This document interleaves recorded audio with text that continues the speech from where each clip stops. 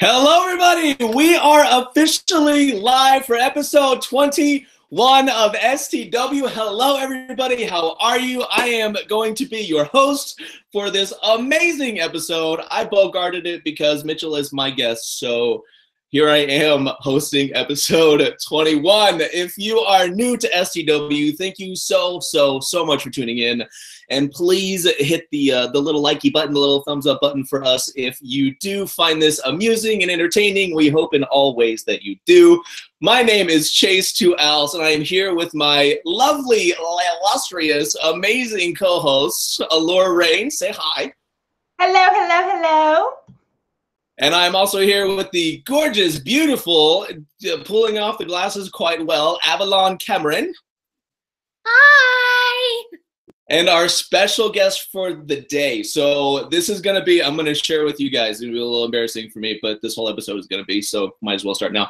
So I've been a huge fan of Mitchell for a super long time. And so my mantra for the last 2 days to get me to this point and to get me through this episode is for me to sit and concentrate and be like, don't giggle like a little schoolgirl. Don't giggle like a little schoolgirl. Don't giggle like a little schoolgirl. I'm such a huge fan of Mitchell, and I'm so excited that he's here and that we get to spend this time with him and just be in his energy because he's absolutely fantastic. And I'm going to turn it over to Mitchell for a moment and let him introduce himself. Tell us what you're about, where you're from, all of that.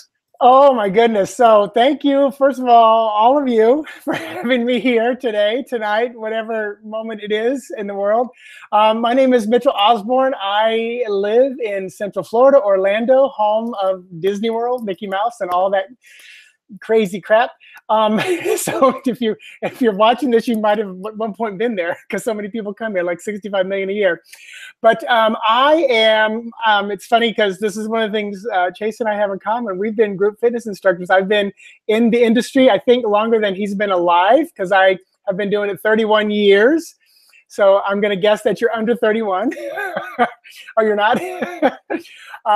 But that's my day job. I love that. And probably about 18 years ago, the world changed as books started calling me and Tarot decks started yelling my name in bookstores and stuff like that. And I've been a professional psychic and medium and tarot card reader, animal communicator. I added hypnotherapist into my repertoire a few years ago and have just been combining all of that stuff together and just been having a blast. So that's who I am in a nutshell, I guess. Fantastic. Well, we are super excited to have you. And so I'm already going to fair warning. So if we get off onto crazy group fitness moments and conversations and we drop things like Les Mills and you have no idea what that is, I apologize in advance, but it's probably going to happen. I won't let that happen. I will not let that happen.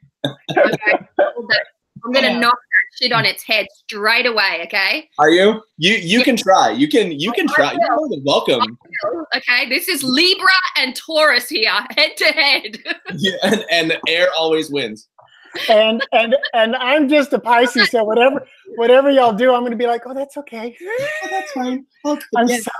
I'm so congenial. Oh my goodness. My husband is Libra, Gemini. So oh my goodness, that's quite a lethal trio. Yes, I guess. Yeah. Wow. How about that? So we have good stuff planned for the next hour. But before we get into any of that, so we always start every episode with a little bit of tarot news, and I'm actually going to go last so that I can finish putting together my thoughts and my notes in my little bookie book here. You can see I don't have that much written yet. It's all up here. I'm actually going to give it to ALLORAH first. She's got all the stuff to talk about. We've got a camp out coming. We've got so much stuff happening. I'm going to let her cover all of that. So over to you. Okay, so it's supposed to be tarot news. I really don't have any tarot news, but so I talked about it before, and we're doing like a camp out for the online spiritual community type thing. And so, can you guys hear me? Yes? Okay, sorry. What? Hold on. Why is it not switching? Or maybe it's me. I don't know. Anyway, so the camp out is for the online spiritual community. There is a group on Facebook called Witches in the Woods. And I actually talked to the campground that we were looking at and really, really want to get. And they have come up with 2 possible weekends that are open. So we're in talks with them on that. It's either going to be, which I don't think it's going to be Mother's Day weekend because that's kind of shitty, but the last weekend in May. The other weekends, the actual campground has, it's run by a Wiccan church. And so they have events planned there as well. So we couldn't get the full moon, which is also Beltane weekend, but I tried. But anyway, yeah, so it's like the 23rd through the 26th, I believe. But I'm trying to see, they've come up with weekend dates, but I'm trying to get the Thursday and the Monday as well. But I don't know if they're open on the weekdays, so we'll see. And then Christmas is coming up soon. I don't really have too much on my tarot wish list. I did see the new, I can't remember who it's by, the new Shaman's Oracle, white box, just a pair of eyes on the front. Do you guys know what I'm talking about? Please say yes. Yes, that one. Mitchell just got all the decks today. I'm like, oh, have you seen, what do you think of this animal deck? He's like, oh, this one? And I'm like, what? Can we have the name of that deck, please? What's it called? Yeah, what's the... What was the question? What's the name of it? Hold it up again. It's the Mystical Shaman Oracle by your favorite Colette Baron-Reed and Alberto Villoldo. Yeah, well, the artist is the pictures are just magnificent on that because I've looked at them. That's so good that you should say that, Allora, because I got sent that by Colette Baron-Reed as a PR package, and I have been not looking at it because I'm supposed to do an earnest review. And if you say that the images are good, I'm excited. Well, yeah, because I'm not going to go into all of how I feel about all that, but yes, it's nothing like the deck that shall not be named. So I think it's a totally different artist, and his work is really good. Okay, I'm done. That's all my news. Sorry, go. Avalon, you? Hi, folks. So, I have some news, probably more than I think. As we know, Annabelle Wen's Spirit Keeper Oracle came out, and it sold out as quickly as it came out. And she, in her usual style, has done a YouTube, we'll call it a course, because that woman goes above and beyond with her information streams, right? And so she's got a massive course to go with the deck itself and to help explain the guidebook or the little white book that's in the Spirit Keeper's Oracle, Tarot, because it is quite the complex little white book. As with all things, it is amazing, right? And if you don't know this, Annabelle Wen penned out the artwork for the Spirit Keeper's Oracle herself. Yeah, she did. That happened. Gillian C. Wilde, my darling Gillian C. Wilde, she has released the 2nd edition of her Naked Heart Tarot, and it looks a little bit different, but she didn't have anywhere near as many printer issues with this one because she decided not to gild the edges. So I was one of the fortunate people that ended up with a really beautiful copy of the gilded edged tarot. What's it called? I just lost the name of the deck in my head. Naked Heart, thank you. And this one I have recently unboxed. I've done a nice little sort of funny walkthrough. I will be putting up a video of that one very, very soon. I'm a bit blurry in it, which is a fucking pain in the ass.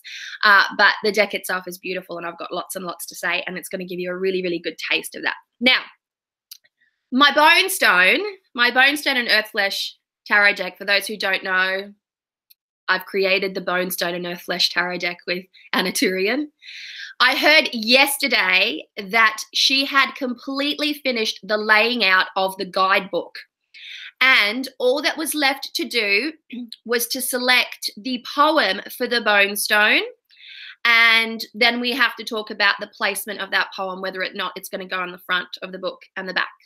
We are going to be having a Bonestone Bash sometime next week. Allora is going to be joining us because she so kindly, upon my request, created some spreads for the Bonestone, and I wanted you guys to be able to talk to her about that, about Anna.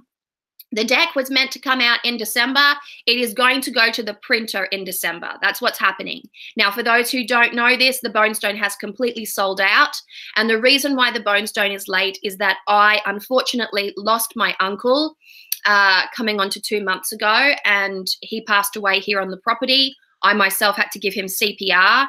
It was a very traumatic experience, and I took time off. I took extensive time off because it was a thing. And that is why the Bonestone is behind on schedule. And I shall not in any way apologize for that. Let me just tell you, because it is what it is, folks. And boundaries.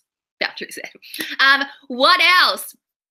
I heard that Chris Ann Donnelly is going to have some big news. I don't want to give her news away, but she has some things to say. So if you don't know who Chris Ann Donnelly is, she's the creator of the sacred, what is it called? Oh God, Chris Ann Donnelly. What's the name of the deck now? I can't see it. It's in front of me. Sacred Creator. Yeah, Sacred Creator Oracle. And go over, follow her. She's amazing. She's beautiful, and she's had a blessing. She's had a really big blessing, and to her I say congratulations. Now I've got heaps of tarot news because that's my jam, but I'm going to keep it at that because that's enough. Yeah, that's enough. And thanks for listening. Thanks for spending that time with me, that dedicated time with me, even though I had peanut mouth and that was really difficult. Oh, see, it would have just died if you stopped. Goodness gracious. We're not even going to go there. So, I guess I'll hand it over to Mitchell. Do you have any upcoming events, any news, any sort of stuff that you would like to share with the group, sir? I no, not that I know of. Okay, fair enough. Then I will wrap us up with the news. So I don't have a whole lot, but like when I say I don't have a whole lot, I'm not like Avalon and I say I don't have a whole lot, but actually I do. I really don't. The only things that I want to talk about are, so my deck is, the Red Earth Oracle is finally back up and in motion. So we being Christina and I sort of took a step back from it so that we could sort of revamp our energy and our creative juices into the cards. And so I finally got some rough sketches from her about the regarding the next cards that we are working on. And I can tell you that even in a rough sketch, the work is absolutely stunning, and I am so excited for that. And so I'm hoping to have a rally before the end of the year. However, if Christina is not ready for that, then we just won't be ready for that. But definitely beginning of next year, if not before, because I know we have Christmas and everybody's traveling and doing all those things. So if she feels rushed at all, I don't want her to feel rushed. I want her to take her sweet time. That's the whole point of this deck. That's why we didn't really put a time limit on this. We want it to feel very organic and very we want to put the right energy into the cards that we feel appropriate. So if we feel the need to take a step back and do that, it's just there's no stress. There's no stress here. There's no dates. There's no it will take as long as it needs to take, and it will come out exactly the time that it is supposed to. So there is that for that deck. And then I also wanted to mention the thing that we didn't mention earlier, talking about Witches in the Woods. So we're going to have shirts on sale. Even if you don't get to actually attend the event, you still get to buy a t-shirt, and it is all like, it's not going to be, that's not pocketed profit. It's all going to, because everything costs money, right? To reserve the space, it costs money. To do anything while we're there, it costs money. So all that is going to go into a fund for the event. It's going to go even towards food and stuff like that, so that we can eat while we're there, because Chase likes to eat. I'm a little thicker in the middle than I used to be last time I saw you guys, so food is a big deal for me. So that will also be happening. I don't have any Allora, do you have any information regarding the t-shirts, or is it just kind of still we're working on like a logo, I guess, for these campouts, and then it's going to have the year on it, of course. And the profits, while some of it will go to event costs and stuff, it is going to be a split profit because the other portion will go towards, like, I don't know if you guys have heard me talk about it before, but we're actually going to do a Dolores Chapman Memorial Fund, because when she passed away, it was very like jarring, I think, to a lot of people. And when some tragedy occurs in the online spiritual community, we would like to have a little bit set aside to help. And I think hers was so sudden, and we didn't really, we weren't prepared, I guess, for that. So just trying to do something in her honor that she would have wanted, and I think it's kind of the perfect thing because she was the type of person that would give the shirt off her back. So that's the other portion of the profits, but that's all still in the works. And yeah, this whole camp out thing is like a big in the works process because we've never done this before. But I'm really excited because I really think it's going to happen. So hopeful. Oh, I'm so like, I don't like, it's happening. Like in my mind, it is happening. However, I have to make it work. If I gotta open up a wallet and make shit happen, I will make shit happen. Okay, like this is happening because I want to meet y'all. So, like in my mind, it's already a thing. Like I've already requested off. Like it is happening. This camp out is fucking happening. It's so funny because the campground, they actually have a board, and yeah, and they're like, "Can you tell us a little bit more about what you mean about online spiritual community?" So I had to explain, of pagans and witches and blah blah blah, and I had to give my YouTube channel and like show them what I was talking about, and they're like, "Oh, okay." Oh yeah, whew. All right, cool. Man, that's stressful. Jesus. That's like an official. It's like an official thing. Just tell them that they'll love us. We're good. We're good people. We are good people. So I think that's it basically for news. What I kind of wanted to do, well, not I, what we kind of wanted to do, because we're all sitting in such, well, I can't speak for Mitchell, I guess, but as far as the hosts go, we're kind of all sitting in different spaces as far as our practice goes. And because we haven't seen you guys in so long, I kind of wanted to go through and just kind of talk about it and where we're sitting at in our space. And we're not going to take a super long time, as we're not here indefinitely, but I kind of do want us all to like kind of talk about it. And I think the most interesting, I want Avalon to start the discussion, and I want to ask her the question, where is your spiritual practice now compared to when we saw you last? You just went right in there, didn't you? You just went straight for the throat. I love it. I did. Zero apologies. Never apologize for that. Okay, so I am now living in Tasmania, as many who sort of know my story know. I'm here. I'm 100% off grid, and I am living a really like close to nature life. Very like, I know it doesn't look like it, but it's rugged. It's rugged and beautiful, and everything that I never knew I always wanted. So upon coming here, I had a succession of events that sort of like threw into sharp relief the fact that I felt very, very distant from home. And I think this was the collide of the fact that I had found my Australian home base. Since I've moved to Australia, I've lived everywhere. Like I've traveled so much.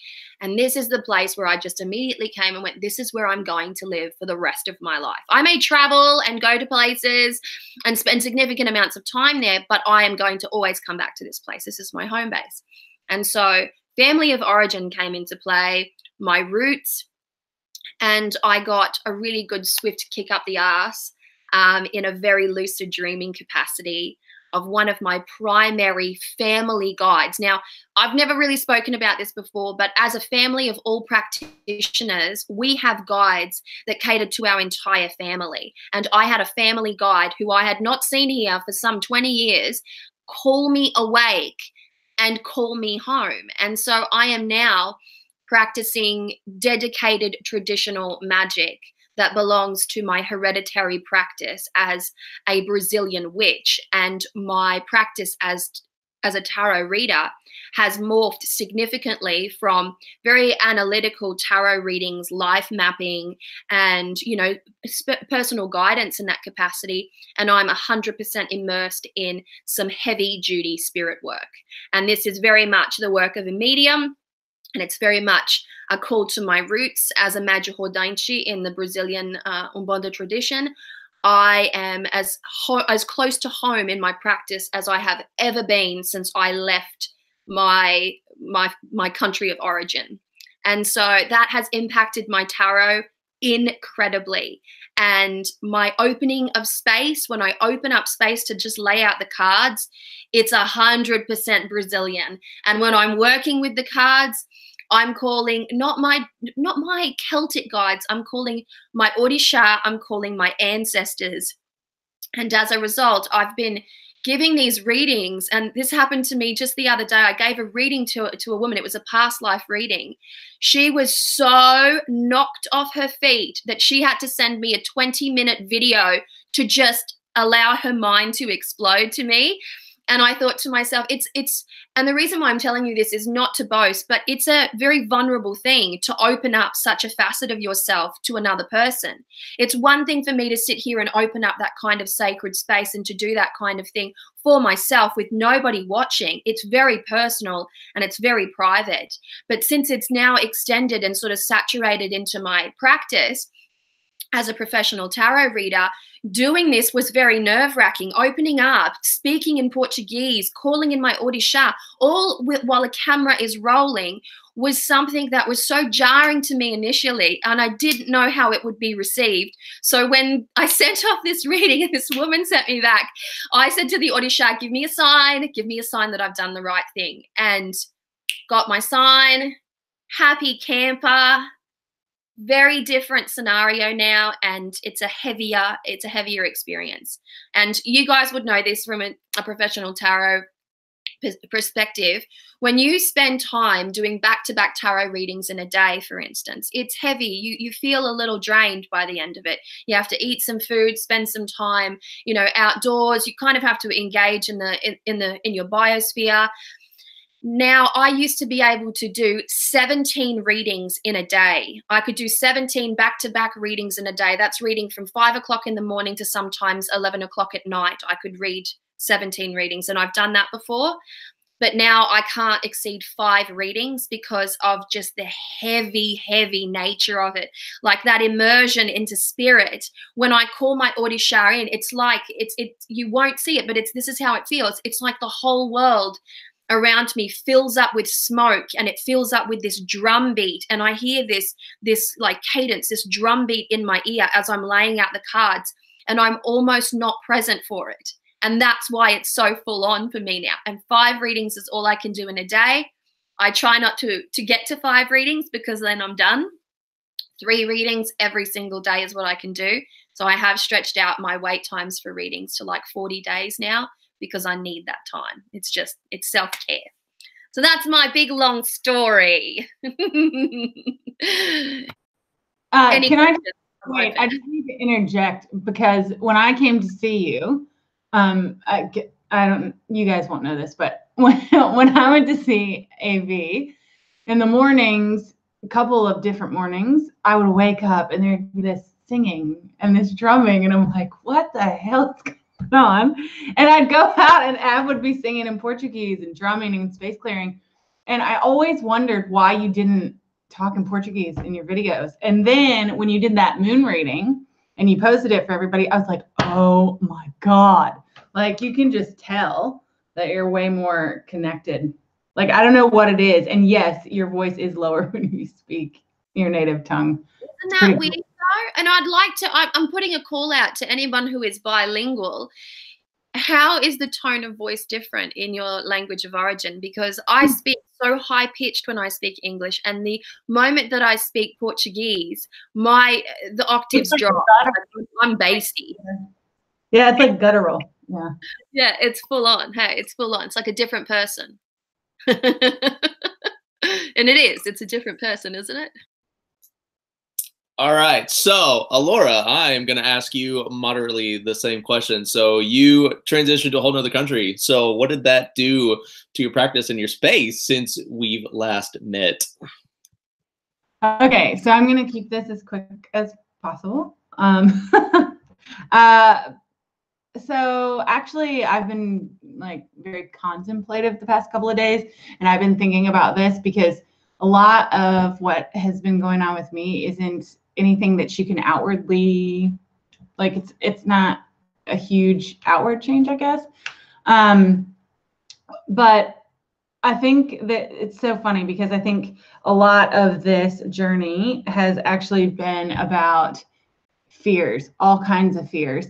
And just to give an example, this is so funny because the other, I think it was Sunday. Yeah, Sunday. We went to, my partner, as a Christmas present, bought tickets to a music festival on a beautiful island. Had to take a boat to get there. I'm so stoked. Get there. And there are these animals that look like rats, for lack of a better term, but they're not. They're half koala, half kangaroo, and they're called quokkas. I can't even say it. It's Quokka. And people are like, oh, they're so cute. And I'm over here frozen because I have my phobia of rodents and mice is so bad. Like I hyperventilate, I cry. It's just weird. It's like an irrational fear, I guess. So I didn't do all that, but I was just like, what is that? And I felt really bad because he's like, what? Oh my God, you have a phobia of that? I'm so sorry. But it was fine because where the actual concert was, there wasn't any critters crawling around. But just as an example, like that's something I have had a phobia of my entire life. I mean, I used to have recurring dreams as a little kid about rats and mice just eating me while I'm sleeping. And that was like when I was 4. So I've carried that my entire life. But in the bigger sense, like coming to a strange land, being a foreigner, how does that feel? It has changed my opinion and my feelings and my emotions about being a foreigner or going to a different country, or even people that come into my native country and how that feels. Yeah, I think if you get the chance, if you ever get the chance to immerse yourself in a different culture, on a different continent, in a different country, it opens up some sensitive issues, and it also opens up some great opportunities.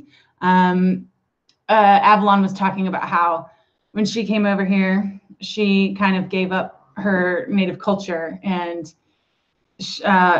basically, I don't want to say assimilated, but tried to adopt Australian culture. But since I've been here, I'm kind of a hardhead and a shithead, and I'm like, no, I'm American. We don't eat that.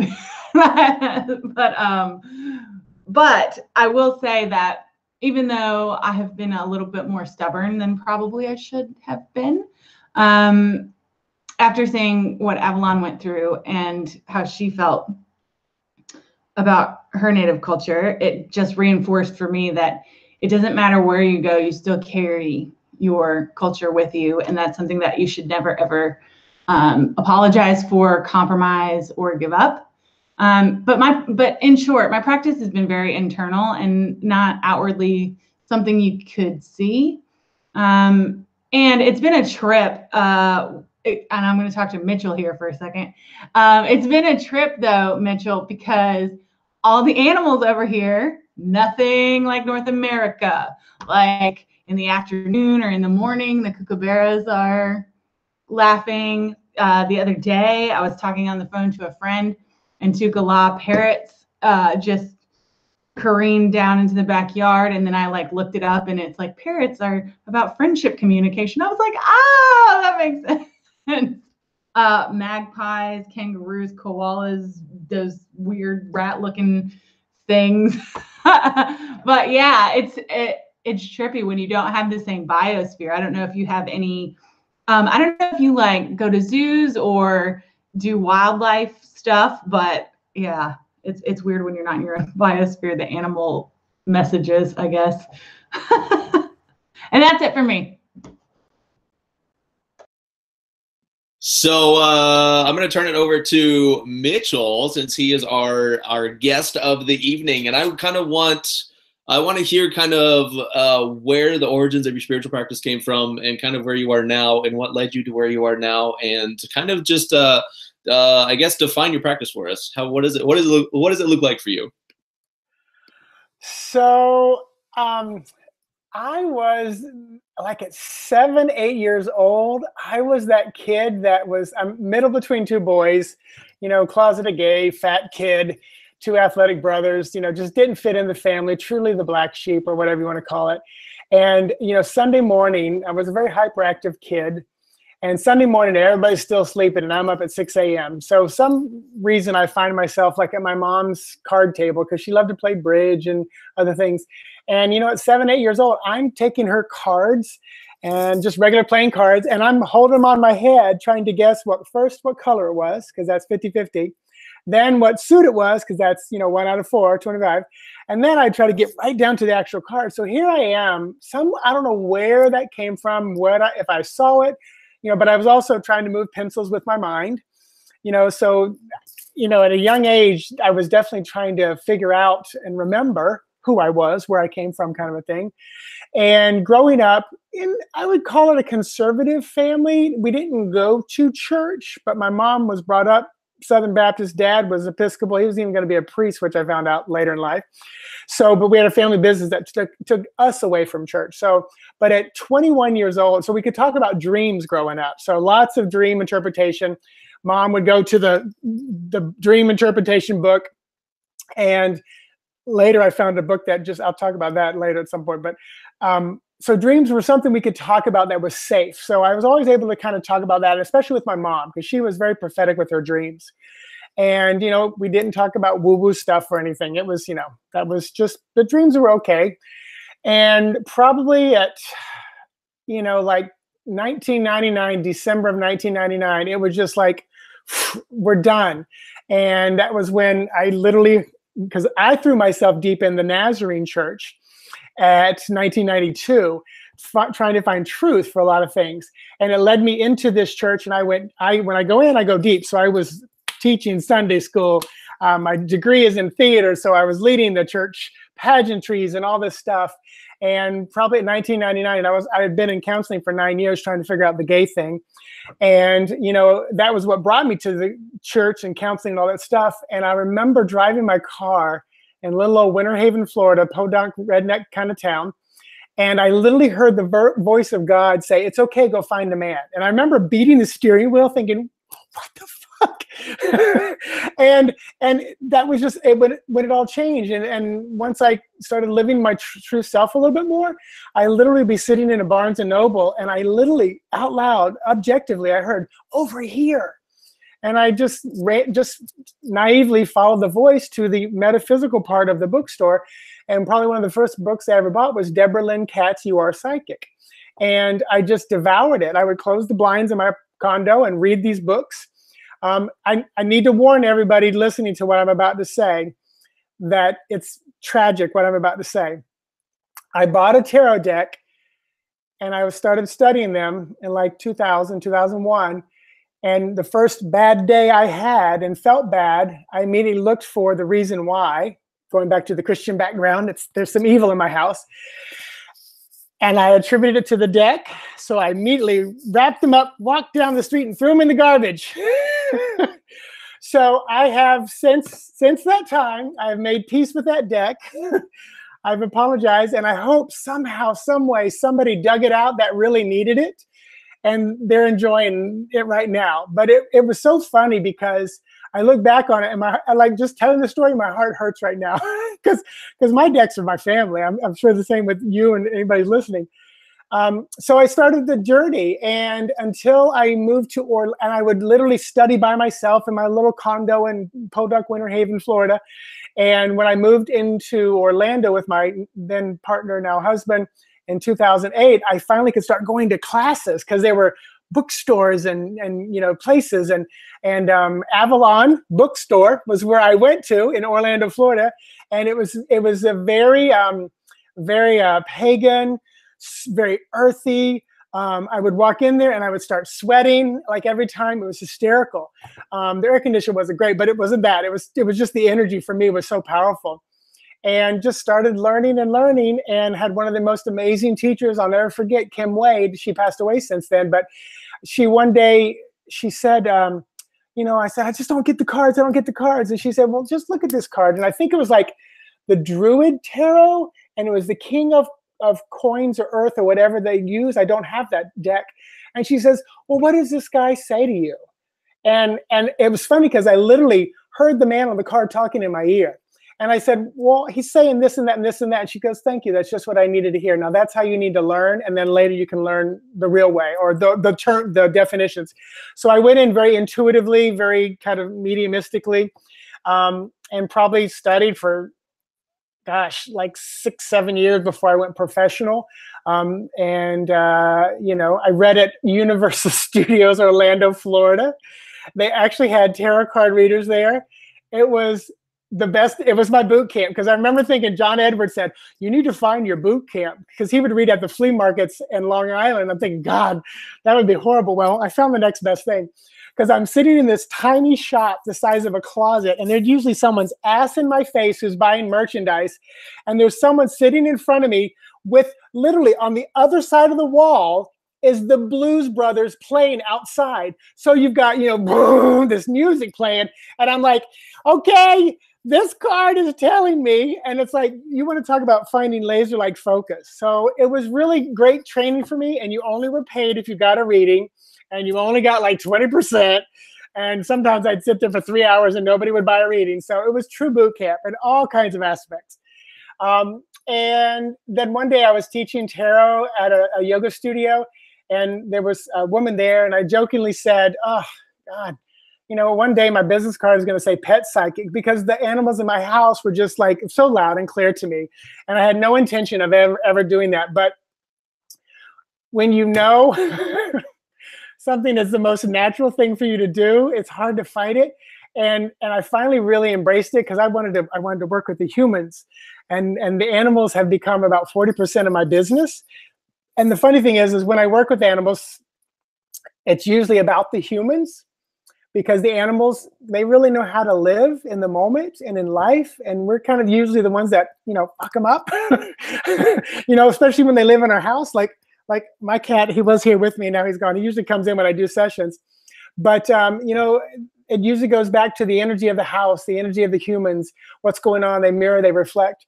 So my business is about 40% animal communication, probably about 40% tarot.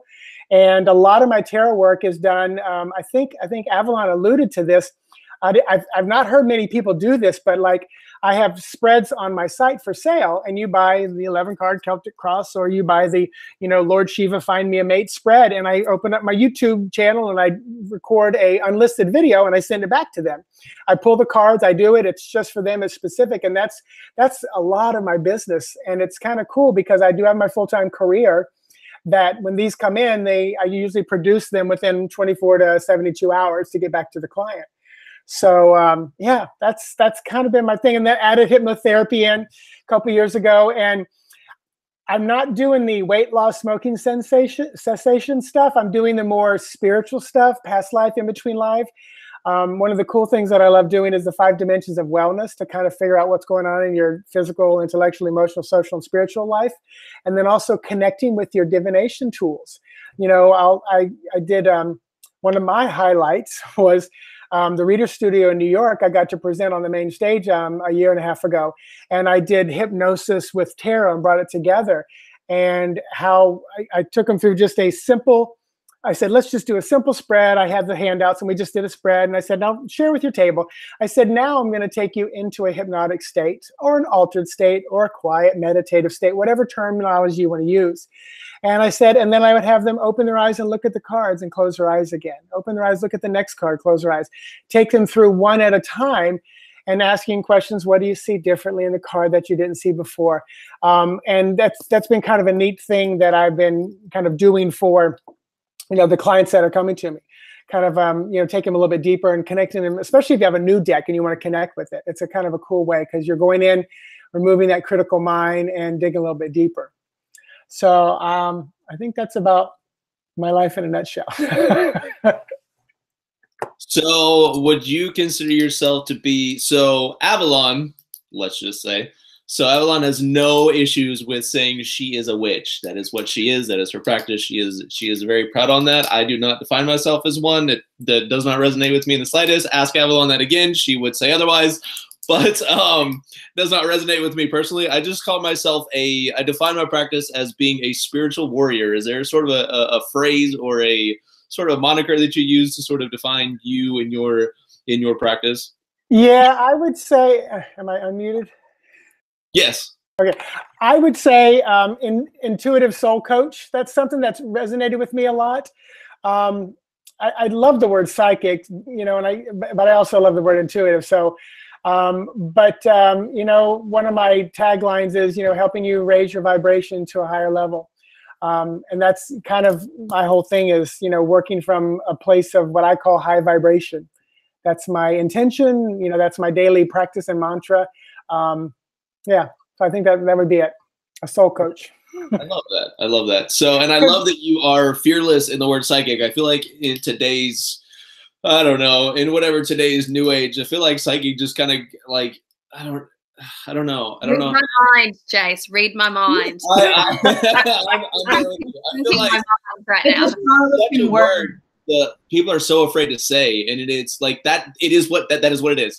That is what it is. In the very roots of it, that is exactly what this is. We can use the word intuitive. We can use the word smart. We can use the word Oreo. Like whatever we want to call it. Like, but it is psychic. Like that is what it is. This is what we do. And tarot readers are psychic, and hypnotherapists are psychic. Like that's what it is. We can't be afraid of that word. I like to call things as they are. So it's nice to kind of have somebody who yes. But I think the consumer mindset and consumer culture has kind of tainted it and dictated absolutely because now I don't know if you know this, but I think in the US now, like if you brand your business as psychic, you get like they disband you. Like you have to use something else or they make you put a disclaimer that it's for entertainment purposes only. Yeah. Yes.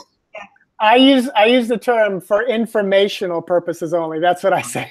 Because I might be entertaining, but it's definitely for informational. I say I'm working with spirit energy, and it's informational purposes.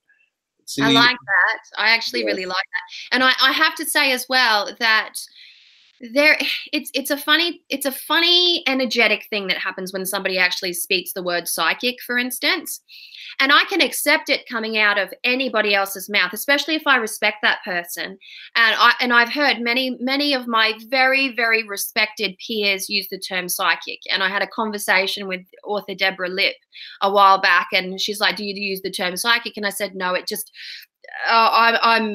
it's a triggering word for me personally." And she said, "That's because it holds a great deal of power, and you should always gravitate towards that power. So try it out." She was describing her son, who was a gifted psychic, I think, at the time. But I cannot use the term psychic, and so I use instead the term seer, and that sits well with me within a cultural context then. And I think that adopting what fits well with you and is a good description for you personally is exactly where you're going to shine, because there will be you won't have that feeling of like being dressed in clothes that feel uncomfortable or that don't fit you properly. You're going to look smart. It's going to be amazing. And you're going to feel more like yourself if you can gravitate towards something that really fits well. Mitchell, when you say psychic, I just don't even blink. I'm just like, yeah, because it sits well with you. But if I was to turn around and say, "Hi, I'm psychic," like, I actually just felt my soul try to crawl out of my body then. It just doesn't fit well with me. Well, it's funny when I join a group like this, if I go to a circle or a place where I'm learning something, I usually say, we do the introductions. I usually say, "Hi, my name is Mitchell Osborn. I just want you to know I'm not a Republican, retired police officer, and deacon in his church on the weekend. I know what I look like, but I'm not that." because they always look at me when I was doing acting, and I would go to the school, film school here in town. One day I started looking at all the little 10-minute films that I'd done. It's like police, detective, overbearing father, you know, preacher. I was like, is this what these kids see me as? And then one day I looked in the mirror and I was like, oh my gosh, you know, it was a sudden realization of what I'm perceived as, and it was not who I thought I was, but it was a really weird thing. So, and going back to, you know, what I call myself, I love the word coach, because as someone who's been in fitness, you know, I can't do the workout for you, but I can help you get there. And when I think of the word coach, a coach typically believes the person has all the answers to their problems and issues and stuff within them. They just ask the right questions. So that's why the word coach sat with me a lot. But yeah, I do love the word psychic.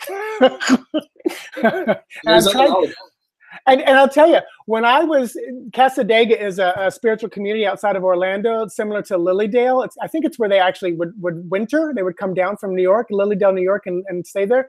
And my teacher was from there, and she was a wonderful teacher. She really was, but she was from the spiritualist church, and we would talk about tarot cards, and she's like, you don't need those. Tarot cards, we don't use those. You don't need those. And I remember thinking, I'm glad I'm a strong enough individual that she didn't, you know, run me away from that, because I did try to put them away for a while, and my gosh, that was painful. It was like I disowned my family, and it's like I just kept, it was like a drug. I kept coming back to them, and you know, so I had to go through the whole.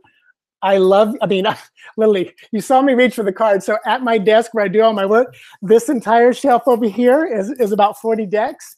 And then way back there, you can see a bunch of other decks. I'm not a big collector, maybe about 60 at the most, but I just love them. I love them, you know, and I love supporting people who I like. So that's often why I buy them. That's funny. You said not much of a collector and you have 60 decks. I am not a collector in the slightest. I have 12 and I am overwhelmed. More cards than I ever will use in my entire life. And it's very, very overwhelming with 12. So I'm also, my Capricorn is moon, so one day I'm going to sell all these sons of bitches. One day. Yeah, that's where, like, I don't like a lot of stuff, so I live a very minimalistic, like, truly and honestly, like, my dream home would be, like, a yurt on a mountaintop somewhere. Like, Get out of my head. Get out. The yurt is mine.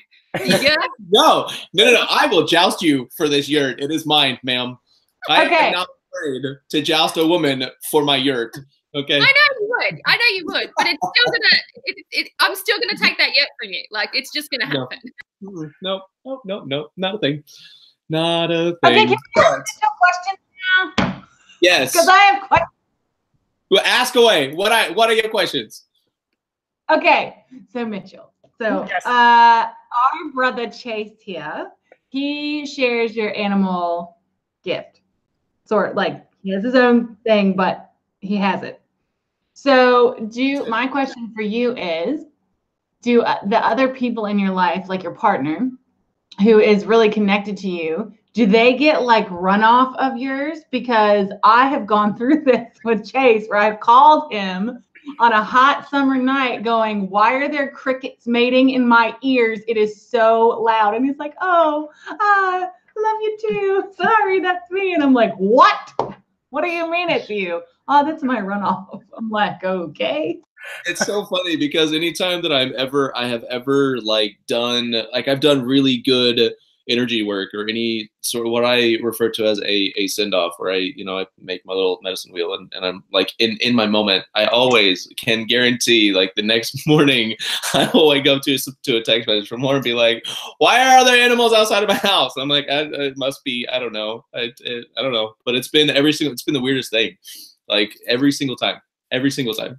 Too funny. No. So what is it? What is the question? Do I get runoff? You have to define what runoff. Does your partner or other people that you're close to, do they? I don't want to say suffer, but do they get loud animal messages in their ears, or just experience that part of your gift? The animal part, not so much. It's so funny because my husband, his name is Fabian. He's an Argentine guy, but it's so funny. When we first moved in together, we were renting a house, and there was all kinds of shit in this house. I would walk by the bathroom, the scale would light up, and I would stop and I'd say, okay, that was cool. If you're here, can you do that again? Bing. And then one day he said, the bedroom we stayed in, it was like the air conditioner was horrible. He's like, I can't take it. I got to go to the spare bedroom. I said, well, go. I don't care. I'll sleep by myself. And then he comes running back 10 minutes later. There's someone in the closet looking at me. And he always goes, I have no gifts, or I have no abilities. And I say, you know, you don't realize how in tune you are because you are so in tune, and it's been all your life. He's a natural organizer. He is, you know, very connected. It's just, for him, it's logical, even though it's their work. Now, when we moved into the house that we first bought together, I thought, okay, I'm not going to tell him anything that's going on, because he gets a little freaked out when I said, there's this little baby over here with wooden teeth looking at me. He's like, what are you talking about? Don't talk. You know, the stuff I see in my brain, I don't share with him anymore. But so we moved to the new house, and one day after a couple months, he's like, so do you see anything here? And I'm like, no, not at all. Why do you ask? And he said, well, I was sitting here one night when you weren't home yet, and out of the corner of my eye, I saw this woman in a white dress walk by. And I go, yeah, I didn't want to tell you because I didn't want to freak you out. I feel like she was one of the first owners of the house, and she's showing us her most, you know, wonderful time, which was as she got married, because I don't think she was married in this house or near that time. He goes, why didn't you tell me? I said, because you freaked out the last time I did. So he's seen stuff. So he does get a little bit of that.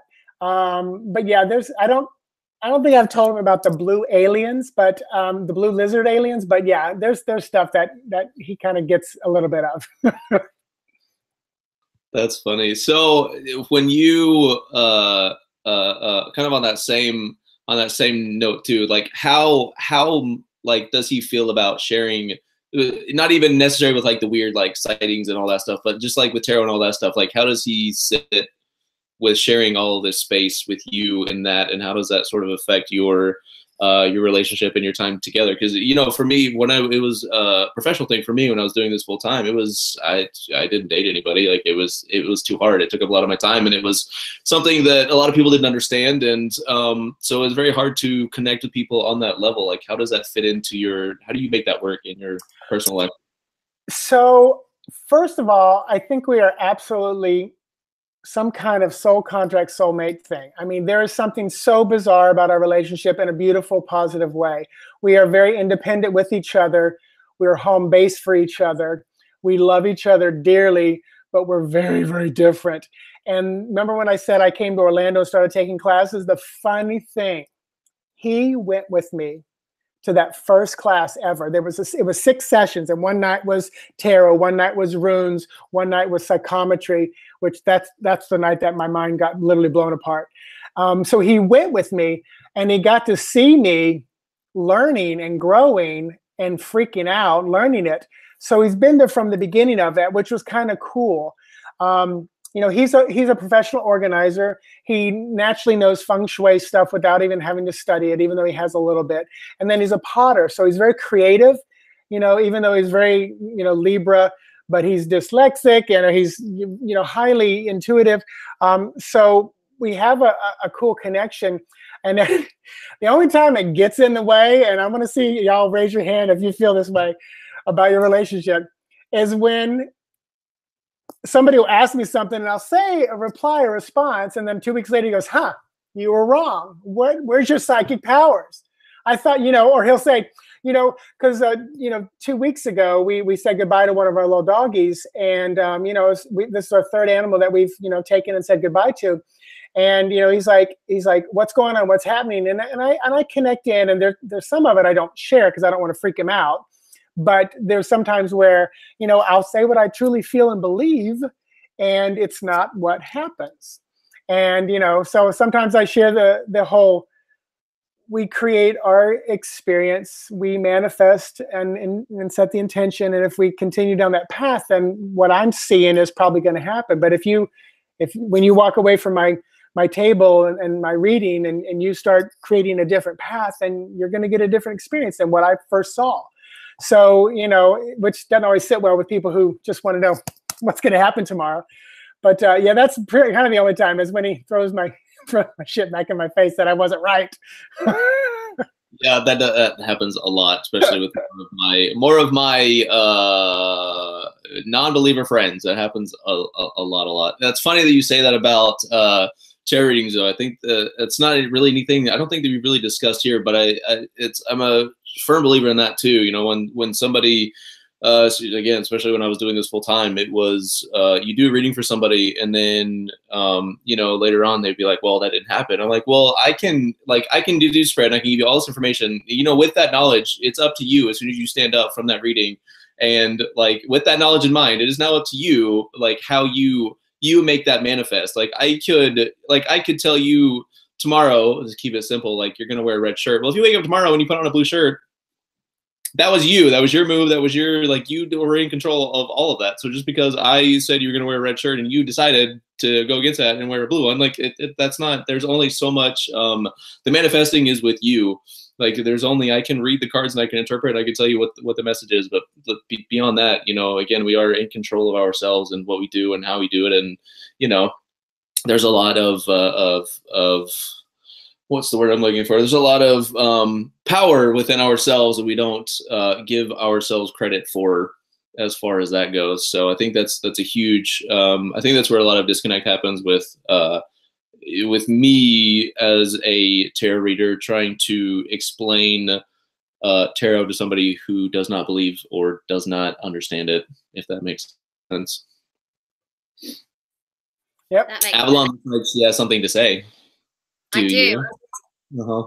I've just been listening to this, to you guys talk and that, and this is in regards to tarot and something that Mitchell said earlier on in his conversation, and that is that he had a teacher that said that you don't need tarot, you don't need the cards, and I hear this, you know, a lot. Oh, you don't need any tools. You don't need any tools.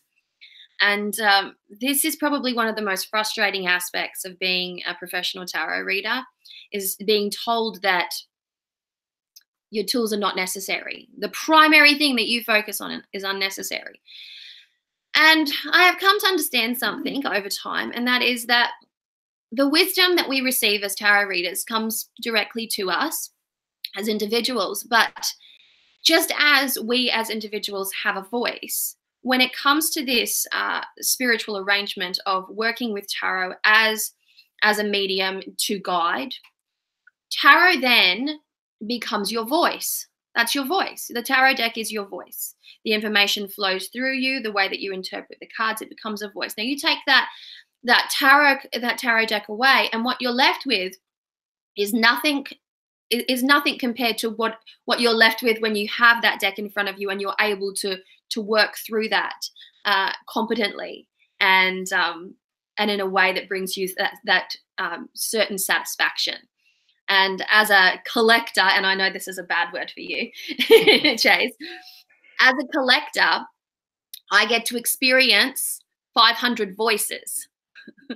When I feel like a kind voice, when I feel like a cranky voice, when I feel like a sexy voice, hello, you know who I'm talking to. When I feel like a grandmother wise voice, then I reach for all these beautiful and very different decks.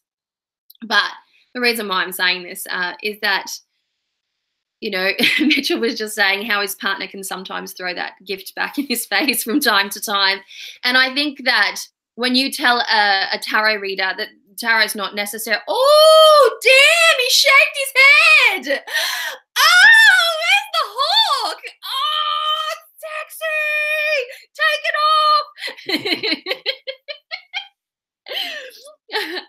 But like, seriously, like when you're told that you don't need the deck or you don't need tools, and this is again something that comes from my practice as a witch, and I'm a very ritualistic person. Like I have the bells and whistles. Should you not believe me, Allora has touched it all. She's touched it. She's touched all the goodies. Take that as you will. But when you're told that you don't, that what the tools that you use are unnecessary, or when somebody goes, well, it's not how you predicted it was going to be. Tarot and psychic gifts and intuition, is not an exact science in this modern day, because we are not taught from babies to use our intuition. By the time you register that there is such a thing as an intuition, you have got so much catching up to do until you refine that as an art. Now, take that and put it into a culture that grooms their children to be psychic, that grooms them to be intuitive, and you will not get any discrepancies within that arrangement. But still, it's not an exact fucking science. It isn't. Science isn't an exact fucking science, okay? The level of certainty that people have about science and about what is considered real, I just want to bring you the flat earth theory, okay? Once upon a time, people thought the world was flat. They thought it, they believed it. They would probably even imprison you if you didn't adhere to that same level of belief. And now what do we know? The intelligent people, that is. What do we know? We know that the world is round. And so reality moves dramatically.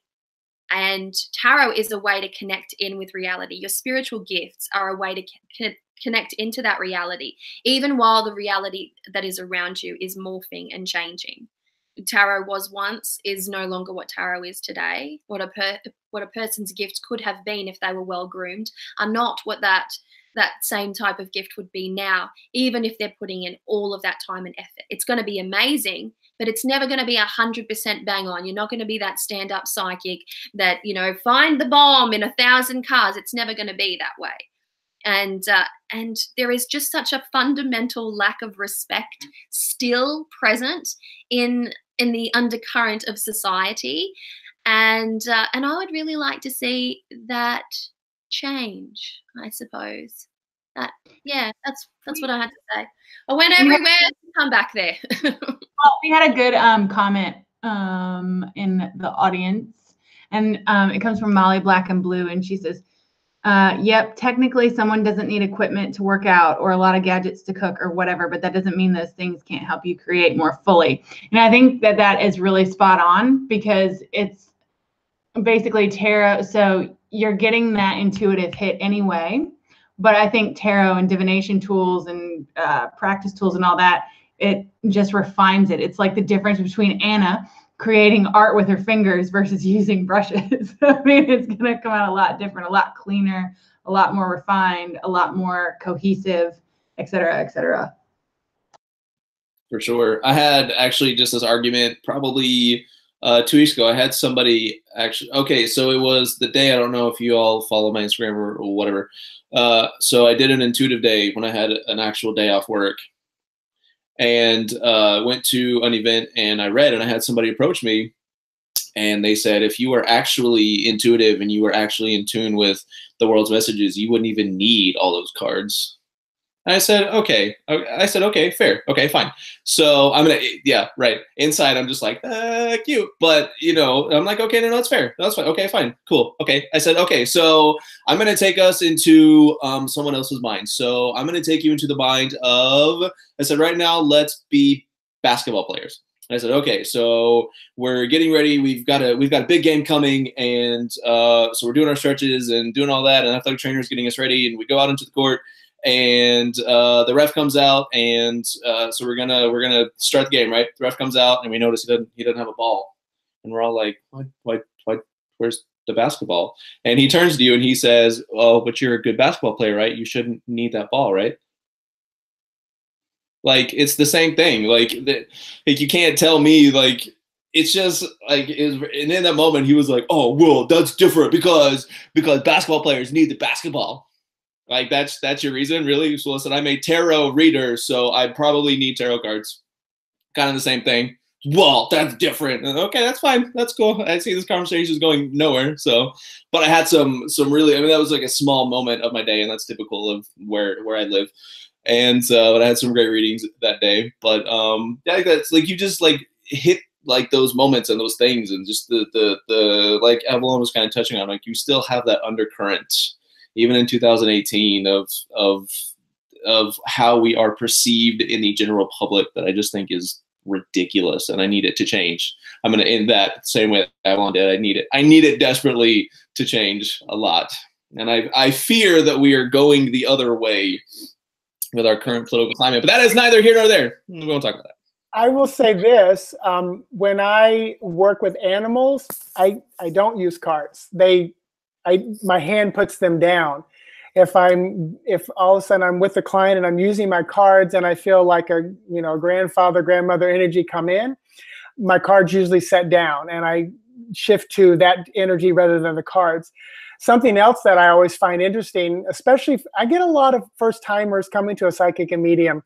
And if I'm sitting across from you and I'm looking at you like this, that might intimidate you, make you feel weird. But if we're looking both down at the cards, that takes a little bit of the edge off of seeing someone for the first time, and we're focusing down on the cards. And I feel like when I do that, there's like so much magic there of the cards sitting in front of me and what they mean for me and the vibration of them. And I think for the queer sitting there too, they're feeling some of that, beautiful energy looking at the cards and that connection as well.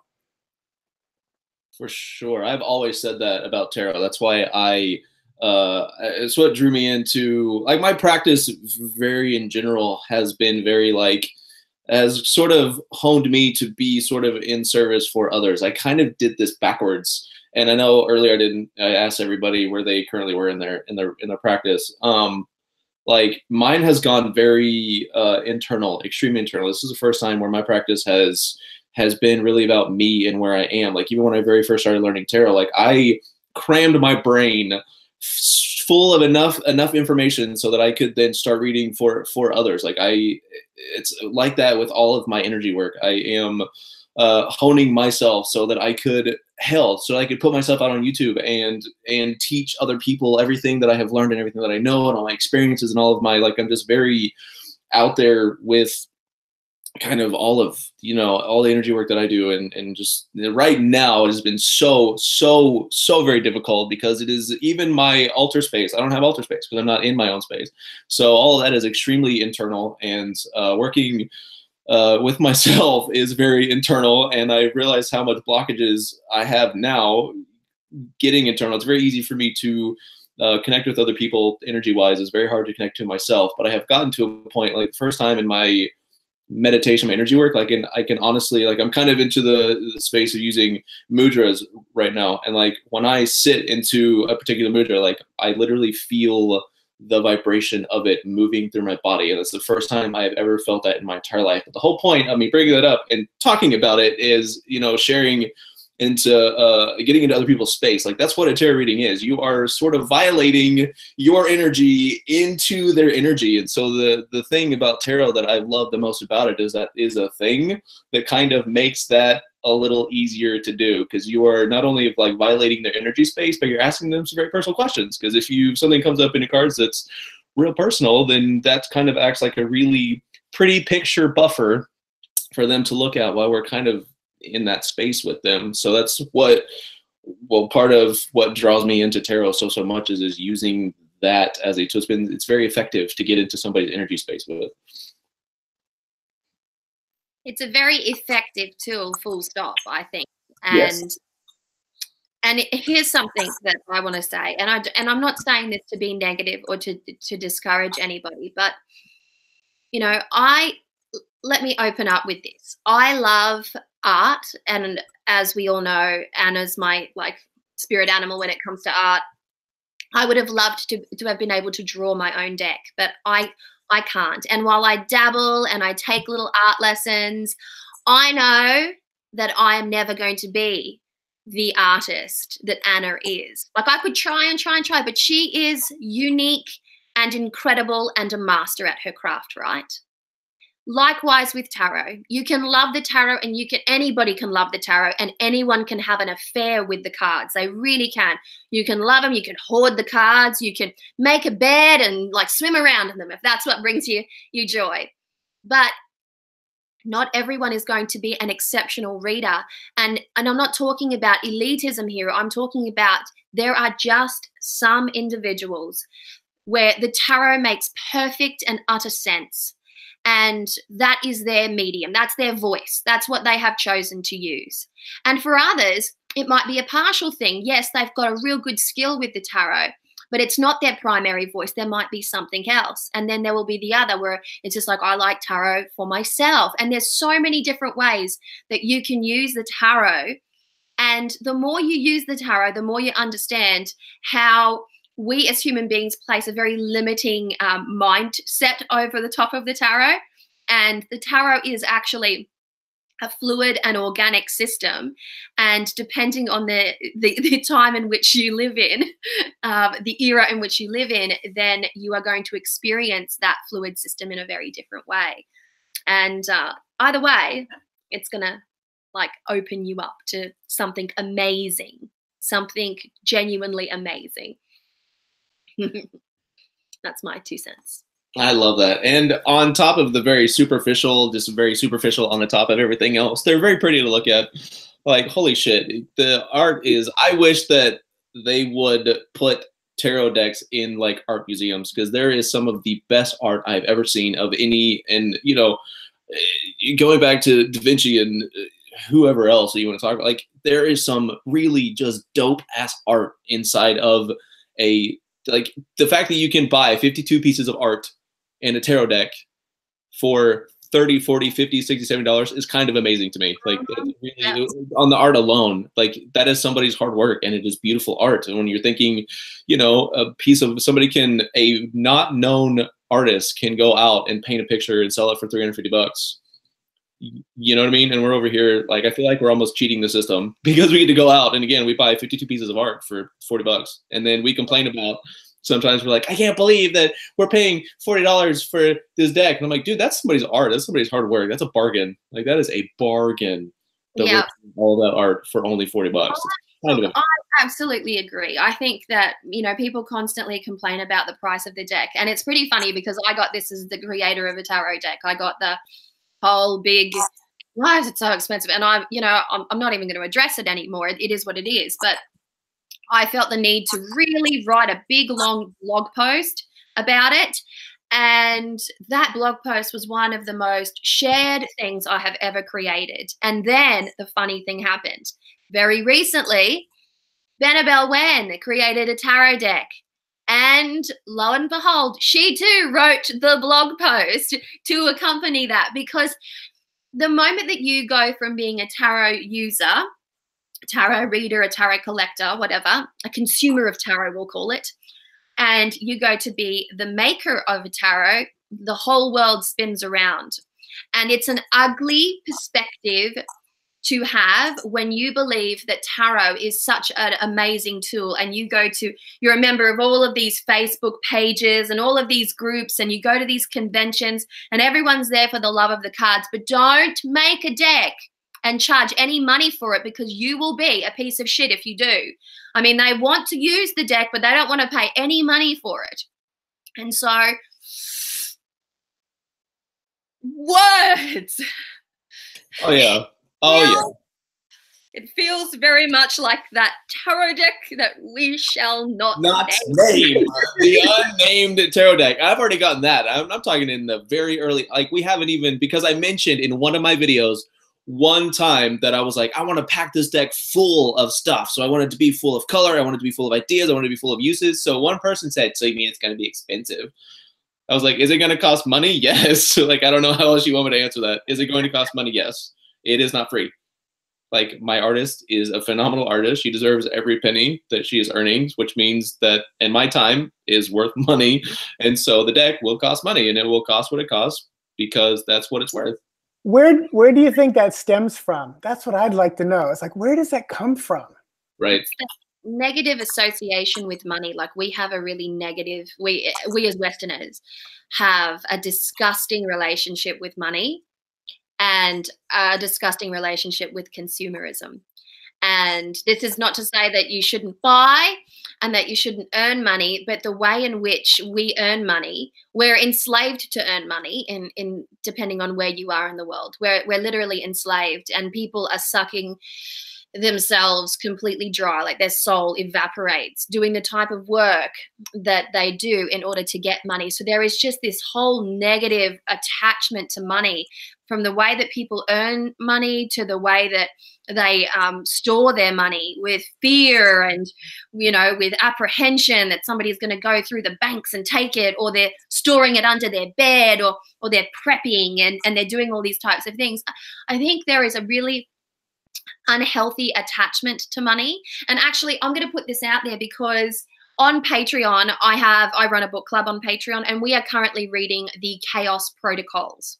And if you read just the first, just the intro or the first chapter, so to speak, of the Chaos Protocols, it will help you to reshape the way that you feel about money. The book is not about money, mind you. The book is about chaos magic and sigil magic, but that very introduction to the book will introduce you to the concept of a hologram, and also this really interesting and rather negative association that we as human beings have now in the modern era cultivated towards money. And it's a very, very sad thing. And you see it all the time and it's not even just tarot, right? I get it for tarot because, well, that's my industry, right? But it's for anything. If I buy crystals, it's money, and I buy candles, and it's money, and everything is money, and you either have to be okay with that, or you don't, you know, that at the end of the day. And I think the primary role of we as consumers in the metaphysical industry is that you buy with consciousness, so you make meaningful purchases. So I like to spend my money on indie decks, because I know that I'm supporting artists and creators by purchasing these indie decks. I like to go to markets, to just your average market, to where people who obviously have a love of rocks go to sell their fossicked goods, right? And I buy my crystals from that place. I like to try and support as little industry as I can, and that to me brings me a sense of peace, because yes, I am going to buy. I can't grow frankincense here. I have to buy it from somewhere. And I can't get Palo Santo here. I have to get it from somewhere. So I make sure that I go through the most ethical route possible. And, you know, and that works for me personally. But I think if people were more mindful of what they purchased, how they purchased it, and had a more positive relationship with their money in general, to be like healthy consumers, then it wouldn't be such a big deal. No, absolutely. It was a big thing in the fitness industry too, and I only bring it up because Mitchell's here and I knew we'd be talking about fitness at some point. But like no,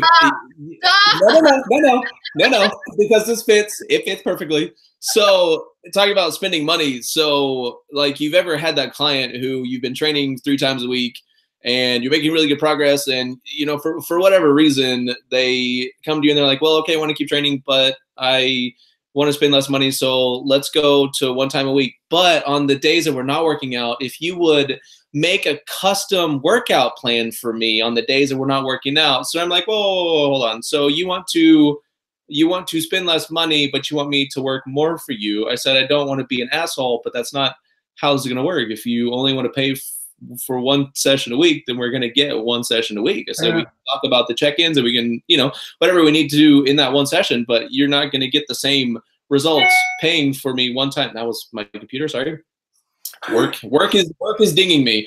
They can't get me through my phone. They've started through my email. Closing procedures have started, I guess. Anyway, so where was I at? Oh, so like you're not going to get the same results, you know, paying me $50 a week as opposed to the $150 that you were. So let's not kid ourselves right now and pretending that I'm going to work the same with me paying less money. That's not how that works, and that's usually how I lose clients, because I'm very upfront with them. Like I can't afford to work more for you for less money. That is not, unfortunately, how it works. And that's the same with tarot. People all the time are like, well, it's your spirituality, so you shouldn't sell it. Why? Because it's my time is money. It doesn't matter whether I'm mowing lawns. It doesn't matter whether I'm reading cards. It doesn't matter whether I'm cooking you food. It doesn't matter whether it doesn't matter what I'm doing. If it is taking my energy and my time, it doesn't matter what the end product is. If you are willing to pay for it, fantastic, but you're not going to get it for free. So But that's the same. That's the same as anything. When I first joined YouTube, I kind of paid my dues. I was on YouTube for a couple of years, and then I decided that, you know, my life changed, my circumstances changed, and I decided that I'd move on over to Patreon. And I'm still on YouTube, yes, but I spend more time now creating on Patreon for people who appreciate what it is that I'm creating, because my channel got to the point where I was getting a lot of really disgusting messages. And this is the, you know what, it is what it is. I'm not actively complaining about this, but it's not nice to open up your social media browsers and to see all these disgusting comments that, you know, YouTube was kind enough to hold for you so nobody else saw. So you're the only one that cops the brunt of that disgustingness, right? And so I moved on over to Patreon because I do believe that what I do is valuable, and I do believe that I have something to honestly share with people. And I made that decision, and I get criticized for it. I got criticized for this because I'm not as active on YouTube now as I used to be. I love YouTube. YouTube's a great platform. I love the people that I've met on YouTube, and I still pop in here from time to time and have a great time. But I do dedicate time now to all the tiers that I've created on Patreon. And I can tell you that the environment on Patreon for me is very different, because it's based on people who, they don't have to be there if they don't want to. They're there because they want to be there. They're there because they want to learn something, or they want to share in something. And it makes me in turn feel very, very appreciated as a creator. And that's just sort of changed it sort of changes your mind a little bit. I was feeling one way just being solely on YouTube, and people have their things to say to you. I moved over to Patreon to give myself a bit of peace of mind, to censor my environment out. And yes, people do have to support me financially over there, but at the same time, I give it my all, and I don't feel plagued by any kind of like ridiculousness anymore. And it's a thing. It's a thing. It is a thing. Yeah, and on that note, everything that you're talking about really reminds me of the difference between basically being a freshman, sophomore in college versus being a junior, senior. Because once you get up into your upper division classes, or you're in your final couple of years, your class has thinned out significantly from just the people that are going to be going versus the people that are going who want to learn. And then even more so, it's the difference between teaching undergrad versus teaching graduates. You know, those are the people that really want to be there. They really want to learn. And so, yeah. And with that, we need to start slinging cards, people. Yes, we do. Yes, we do. Because we all have bedtimes. Okay, well, I need a little break, and I'll be right back. But you can all talk about what decks you have to use. Before I go on my little break, I'm using it's very expensive. It's the Bone, Stone, and Earth Flesh. Oh my God! Yes. Only one person has this. Only one other person has this. It's that exclusive. That's amazing. Well, I'm excited to see it. Real excited to see it. What deck are you going to be using, Mr. Mitch? I'm assuming you're reading with us, right? You're going to read with us. Yes, I am. All right. So yes. What is that? Legacy of the Divine Tarot, Ciro Marchetti. That's my main deck. The main one I use. Got to. So it is the ride or die. We all have our ride or die. That is considered your ride or die. So let me explain how this works. So in case you have not watched or whatever. So I'm not seeing you read. That is, yes. So we all draw a single card, and then somebody starts, and then somebody moves on to the next card, and they explain their card and how it fits into the reading, and so on and so forth. And then we get a 4-card draw for every question. So we have a good time. Deck that I will be using. Anybody want to guess? Anybody? Oh, Justice League. No, it's not. The Great Tarot. I have to, the better tarot, the more than good tarot. I'm gonna go with my ride or die, my very dirty, disgusting, awful, bent out of shape ride or die. Because man, it's been a minute and I haven't got to use it. So this was like my business deck. This is what I read with. when doing professional readings, and I don't do very many professional readings anymore, so it's feeling left out, and it's sad. I remember the first time we read you had that deck, and I went, "What deck are you going to use, Chase?" And you're like, right. It's such a good one. And I am going to be using New Era Elements. Man, this. But of course. And while we're like shuffling and gearing up, okay, so I wanted to ask Mitch this question. I don't know if you can read this or not, but I was like, we should ask Mitch if there's like what animal energy we're all pulling. And Chase was like, oh, yeah. Please. We had all these plans. We actually had a couple of things we wanted to do with you, but we didn't want to we're running out of time, so I didn't know if we had time to do. Because you already all have a relationship. I already have a relationship with each of you. Okay. I can tell you who you are to me. Okay. All right. I'm so excited. Do me first. Yes. Because you're the hardest one. So Avalon, it's so funny because every time you're speaking, I'm like, okay, she's talking. I need to be careful I don't say anything wrong. You are like this teacher. You've got this. Are you Sagittarius or something? Because you've got this my mom energy. You're like my mom energy, and not like a mom, but I'm nervous around when you speak. I'm nervous. So it's like. I know. I do not have Sagittarius. I do not. I actually have a lot of Aries. Oh, okay. Because, and also, I wouldn't be surprised if and don't anybody else be jealous, but I wouldn't be surprised if your IQ was like really off the chart, because there's just something about you that it's like you're the smart girl that intimidates me. That's what you are to me, and it's a huge compliment because every time you speak, I'm like, I'm going to learn something. I'm going to learn something from the perp. What is that, the magician? I'm going to tuck you in my pocket, Mitchell. You're going to be my feel-good totem animal. What did Mitchell say? That's right. So Avalon, you totally, for me, would be the wise owl. You definitely are the owl. How about that? Yeah. How about that? And Chase, don't hate me, but you are so the ferret. I knew it was going to be something like that. I already knew. And you are like my little brother who just, where are we going today? Where are we going today? Where are we going today? It's like just your energy is so infectious. And then Allora, you are like my sister, and actually you're like my cousin Kelly, because I didn't have a sister, but she and I would get into so much trouble because we would literally like one of the best stories ever. We were at a hotel with all our families, and these boys were being mean to us in the pool. So we followed them back to the room, saw what room number they were in, went to our room and ordered $200 worth of food and charged it to their room and sent it to their room, so that when their mom and dad came back, they're going to say, we didn't do it, but they're not. And so, I mean, that was my sister and I, so my cousin Kelly and I.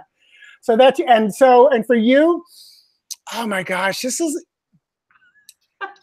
you've got some bird energy about you. And I'm going to say something unique, like it feels like, because I want to say like either like a heron or that's a good one. No, flamingo. It's like this flamingo, because you've got this elegance about you, but yet when they start to take flight, they really look awkward.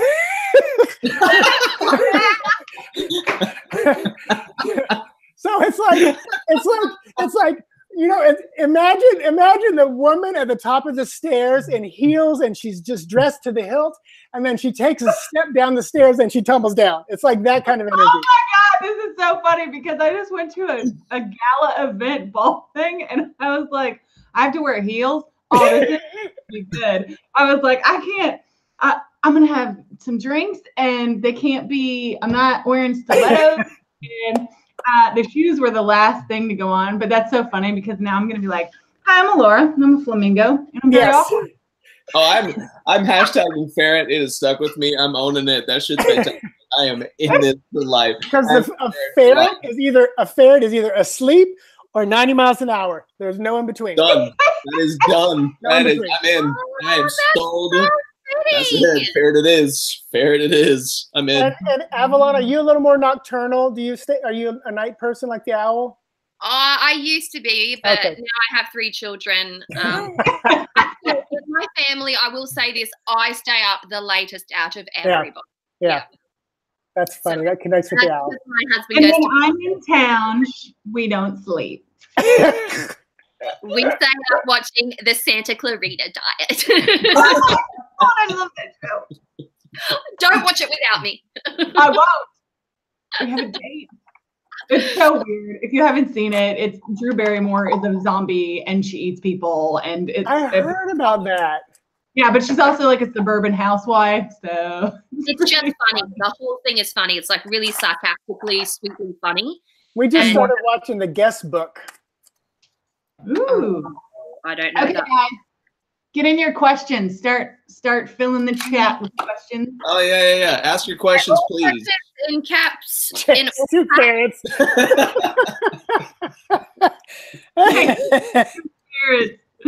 Oh Lord. I'm owning it. I love it. I love it. Do you know what I love? Shuffling my own deck and reading music. That's what I really love. Is that a euphemism for something? I cannot wait until I get my own deck into my hands. That sounded maybe not how I intended it. I love shuffling my own deck too. Shuffling my own deck feels amazing. Oh, deck. D-E-C-K. Right. Yeah. Oh, Lord. You've never had a word that is so closely associated to dick in your life, have you? Like, how many times have you ever written blah, blah, blah deck, and it autocorrects to dick, and then you put that out on social media without really properly spell checking it, and suddenly you're an asshole. My phone would never correct to dick. Mine does it all the time. And that's I use the term dick amongst friends so much. But each night when I cock my meal over the stove, it's really nice.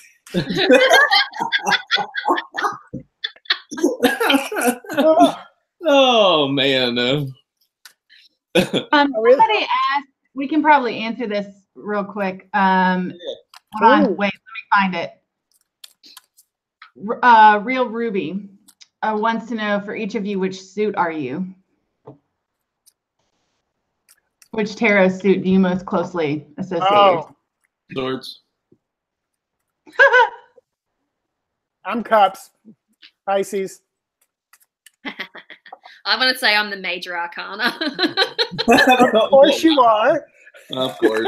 I'm sorry, you are not fate. That is such an Avalon answer. I love you, but Mitchell has made your head the size of a fucking air balloon. I needed it today. I dealt with 3 children having tantrums all morning and a puppy that bit my youngest daughter's lip. And so no. There she is, the high priestess, the owl in the corner. How about that? No, in earnest, I would be swords. Yep. That's my baby. Okay, guys, we'll do as many of these as we can. In the time that we got. Yeah. Laura's onto it. She's onto it. Oh, I'm still copy and pasting here. Oh, you are? I hadn't even. Oh my God. I was like, what is she writing? I know. And I look over and I'm like, holy shit. I'm like, oh my God, she's having trouble? What's the matter? Well, why? Oh, I need to expand that. Oh. Chase's head just went. Hi. Oh, and I also, Avalon, that comment that you said about how decks have voices.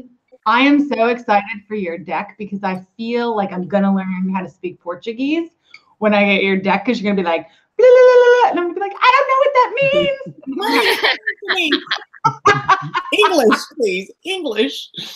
No, I'm waiting for the first person to shuffle the deck and go, I heard African drums. Wait, where did that come from? These bassy, these bases atabocos, and I want to know what that's all about. And I'm like, and that, bitches, is runoff. So, my mom's father, who my middle name I'm named after, was born in Russia. He was German, but his last name was French. Not until I was about 35 did I find out he was a metaphysical minister. It blew my mind, because I know it literally just traveled down through from my mom to me. So it's bizarre. Wow. That's exciting. A metaphysical minister. Gosh. Yeah. That's something on a business card. Hey. Right. Right. But this was, 50s and 60s. Ooh. Good Okay. time. First question. Ready? So, Let's do this. Okay. I don't know who the first question belongs to, so I'm sorry because I didn't copy and paste your name. But it says, how should I be approaching the pervasive anxiety and OCD up spikes I've been experiencing? I can start this. I can start this. That is Can not. you really though? Can you really? No, but I can.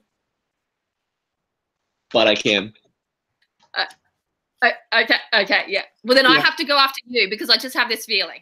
Okay. All right. Okay. Deal. So what I have drawn for you is this lovely, beautiful Eight of Cups. And basically what this card is talking about is like, walk the fuck away from it. Whatever is giving you anxiety, like there's no reason to stay attached to it the way that you are right now. There's strong feeling of just, you gotta, and that doesn't, we're not talking necessarily about leaving it permanently. Sometimes, you know what, when I'm at work and I'm stressed out, I get to walk outside and then nobody can stop me because what is inside those four walls stresses me the fuck out. So I get to leave. And if somebody tries to stop me, I'm like, try and stop me. I dare you. I dare you.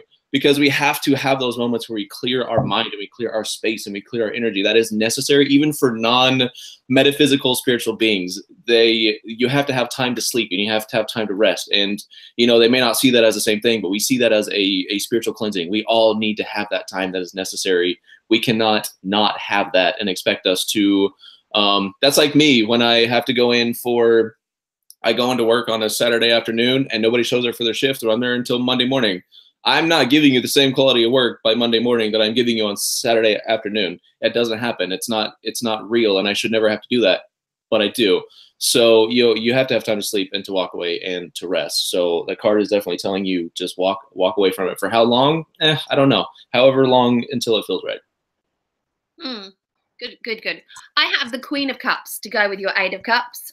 I'm next. He just jumps right in. He knows how this works. You're out of sync. I think your mic's out of sync. Chase? Yes? How do I fix it? Mute.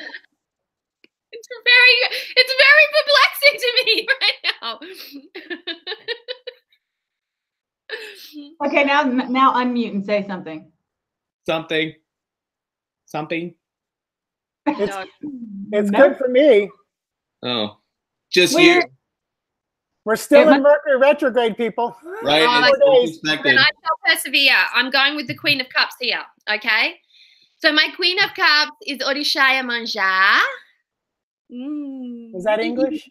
Orishaya Manja. All right. So with Chase's 8 urging you away from the fray, we will say it. It's urging you into a much more loving and mothering space. And this is about self-nurturing, emotional self-nurturing. And I think that in modern day times, we're not actively encouraged to emotionally self-nurture. I know myself, I used to get really guilty, even if I was all tense, to go and have a massage. I used to think that for some reason that was associated with, people who had a lot of money and just had staff that used to rub their backs, right? But I started going into this, I started edging into this space of emotional self-nurturing, and I found that by going and having these massages done and then doing this meditation and just eating the food that brought me pleasure and going for the walks and places that brought me, a great amount of comfort, that my mental anxieties just really balanced out. And it was because I stepped into a place of personal self-nurturing. I tried to mother myself in the same way that I mother other people. And it made an absolute difference to me. But the number one thing that did help when I was in this frame of mind is to engage in something that is called sacred selfishness, where the attention that you're placing in the external world and the care that you're taking in believing what others think of you completely eradicates, and you consider only what brings you joy, only what comforts your soul, and only what leads to a path of self-actualization and healing. So, Queen of Cups. Dang, I should have gone before you. So I got the Knight of Cups. That's why I said I had to go. So yes, I agree with walk away. Yes, self-nurture. And the Knight of Cups for me is, the Knights are about movement. The Cups are about emotion, matters of the heart. And I am hearing from Spirit with this card to invite those emotions that you're experiencing once you've moved away, so that you're not so much in the fire anymore, but invite those emotions in for tea, as my good friend says, and find out why they're there, what they have to say to you. Because I feel like that's where you can grow from this. And I think that's where it's going to help you move to the next place, the next level, or make the decisions that you need to make a little more clearly once you've kind of, like I say, get out of the fire and calm down just a bit. Go. And last but not least is the awkward flamingo. My ass has the major arcana that puts the cherry on top of everything that's already been said. The chariot? So the Fool. Ooh. So with this one, a lot of, with everything that's been said about self-nurturing, walking away from the anxiety, I feel like this is also talking about deprogramming things from childhood. You have probably been conditioned to look at situations anxiously, and that is not something that is unique. A lot of us were conditioned that way. So there's a lot of deprogramming that needs to happen so that you can self-nurture.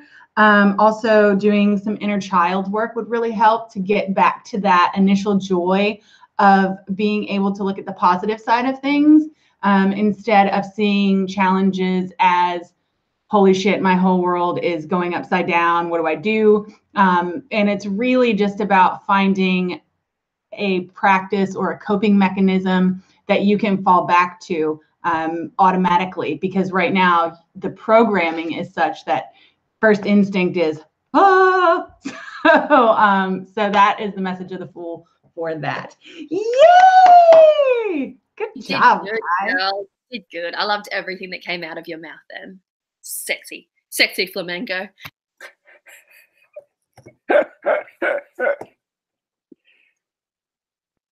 Is Chase talking? Chase, honey, we can't hear you because your microphone's muted. I was just saying I'm not saying anything. No, you really aren't, because your mouth isn't moving when you're talking. That's the problem with this situation. I'm not saying anything. I'm good. I'm just chilling. So what's our next question? I'm sure that it is Australian internet. Don't worry. Now you're just shaking your head like you're on speed or something, because you're just like. Because I'm a ferret. Okay. I am embracing my animal energy. Okay. Okay. Dulce Moonchild. Any advice for 2019? And go.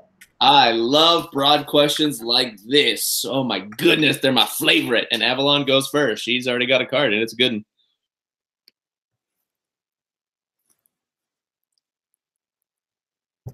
Unmute your mic, sweetie pie. We heard that cuss word. What? You're muted. Oh, it wouldn't unmute.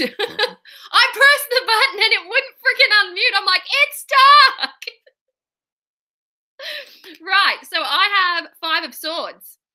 Okay, So there is every potential for you, beautiful Dulcie, to accidentally and without meaning take some of the baggage from this 2018 year into your 2019 year. And it is very important for you to be mindful not to do that.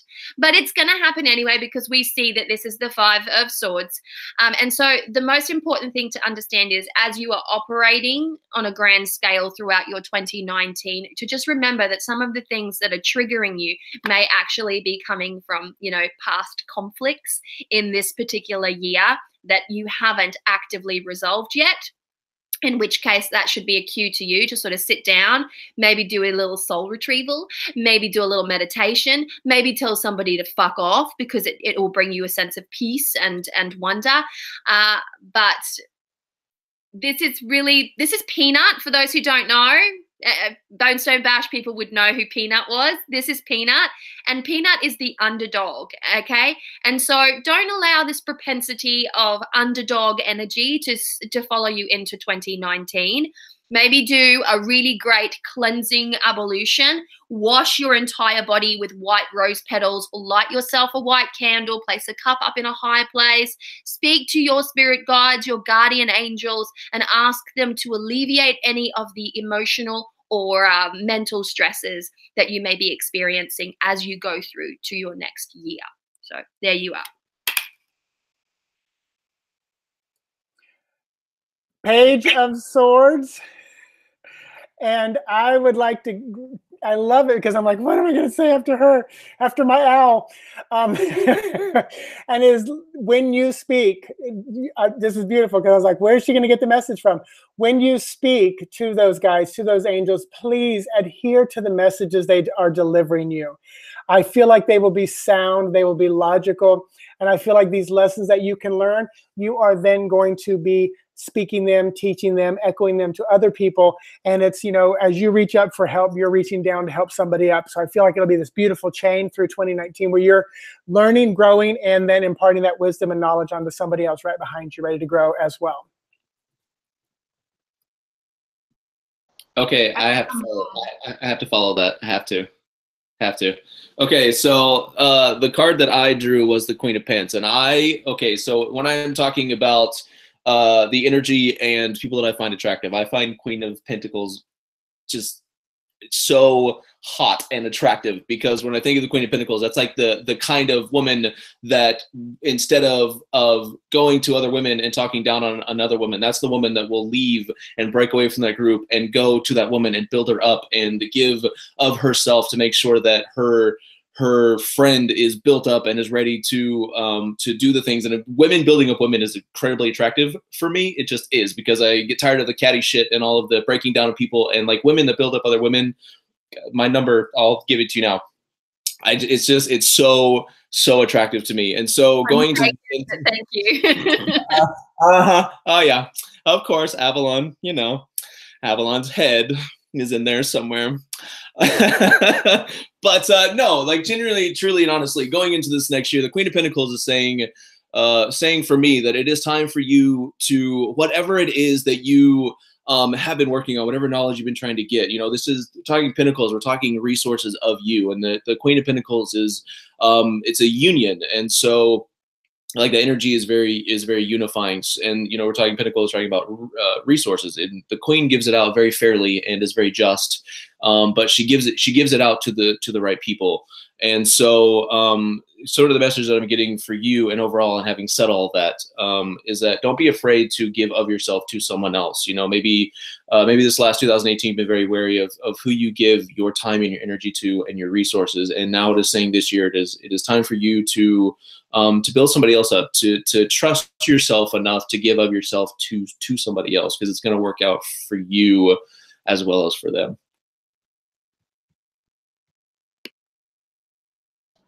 Yay! Okay, my turn. Yes. All right. So the cherry on this reading is the Devil. I love this card. This card is so provocative in this deck. So this is a twofold message going into 2019. First of all, assess your addictions, and I use air quotes there because You can be addicted to positive things as well as negative things. So just take a good inventory of where you're putting your energy, cut out the toxic shit, and invest yourself in healthy things, but make sure that it doesn't become an obsession. And then also, I think this the devil is saying for 2019 as well, it's okay to indulge in pleasure for yourself when it comes to having a good time, going out and having a couple of drinks, buying that shirt that you want, not being so restrictive with yourself. And yeah, so that's what I got from that. Next question. I like it. I like it a lot. I love when we read together. We're magical. I know. We're magical. We're all here like, it's so fun. I like that. I like that you said pleasure yourself. That's so That's all I heard. That depicts what kind of people we are, because both Mitch and I were like down and you said pleasure yourself. We were both up. We were like, what? Huh? What? Pleasure for yourself. We heard pleasure yourself. Right? Stepping my deck. Just so everybody knows, then baby should be either in bed or at school or wherever else. Yep. Oh, okay, next question. Claire G. Planning to be a kid-friendly show. Claire G. I need to make a trip in December and January. How does that look? Need to make a trip. Say that again. Need to make a trip in December and January. How does this look? Am I on? Ace of Cups. It looks beautiful. I feel like there would be a beautiful start, a nice beginning. Something magical might happen as well. Something real heart-centered, full of emotion and love. That sounds like sex. That sounds like sex. That sounds like a really good, emotional, sexy time. Like, really. Yeah. I'm gonna take a stab in the dark. It's not often that, I mean, I feel like I get these moments where, I mean, I've been doing this for 15 years, so it's odd for me to draw a card and have to sit here and be like, I don't know. But so I drew the moon. So as far as your trip goes, I think it's going to be very self-reflective, and I think you are going to see things that you would not normally see in trips. Maybe this is whether we don't know what the trip is for, but whatever it's for, it may, whatever purpose it's going for. Stop. Yep. Yes. You're last. Just wait. Okay. Okay. Good. More thoughts. Yes.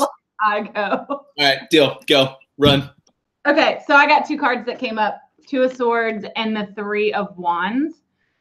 So this talks about basically, I think the Swords actually in this case is talking about a trip in December and a trip in January. It's being very literal, like, yes, you have two fucking things coming up. And then this card is saying that these trips are going to open up massive opportunities and being a journey of exploration for you. I don't exactly know if these are holiday trips or what exactly you've got planned. But I think you're going to come to some pretty heavy realizations, and you're also going to be doing things that you've never done before. So that's going to be awesome because this is a fire card. The element of fire is very action and very active. So you're going to be doing lots of physical things. Yeah, so this is pretty cool. Okay, who's next? Av, and then you're last.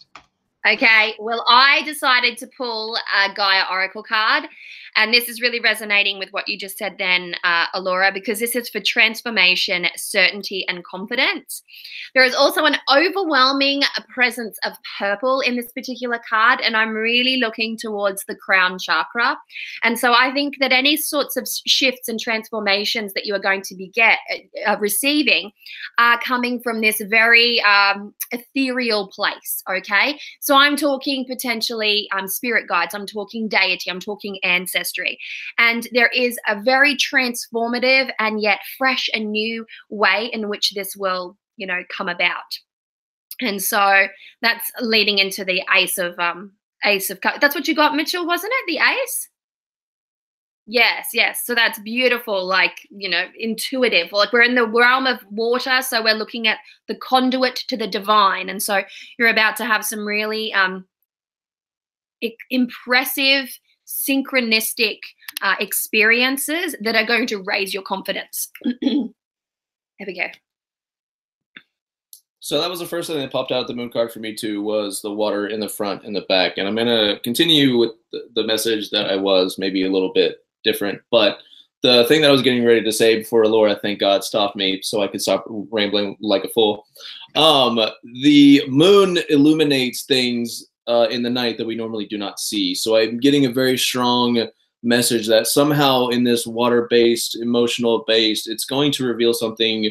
Not necessarily maybe the reason that you're going. You will succeed in that as well, but there's going to be an underlying current. There's that water message. Underlying current there that will also behoove you as well. I like that. The moon's also very romantic, isn't it? So I just like the romance, the current of romance. Basically, there's fucking involved somewhere along wherever. Basically, every every card has somehow led to sex.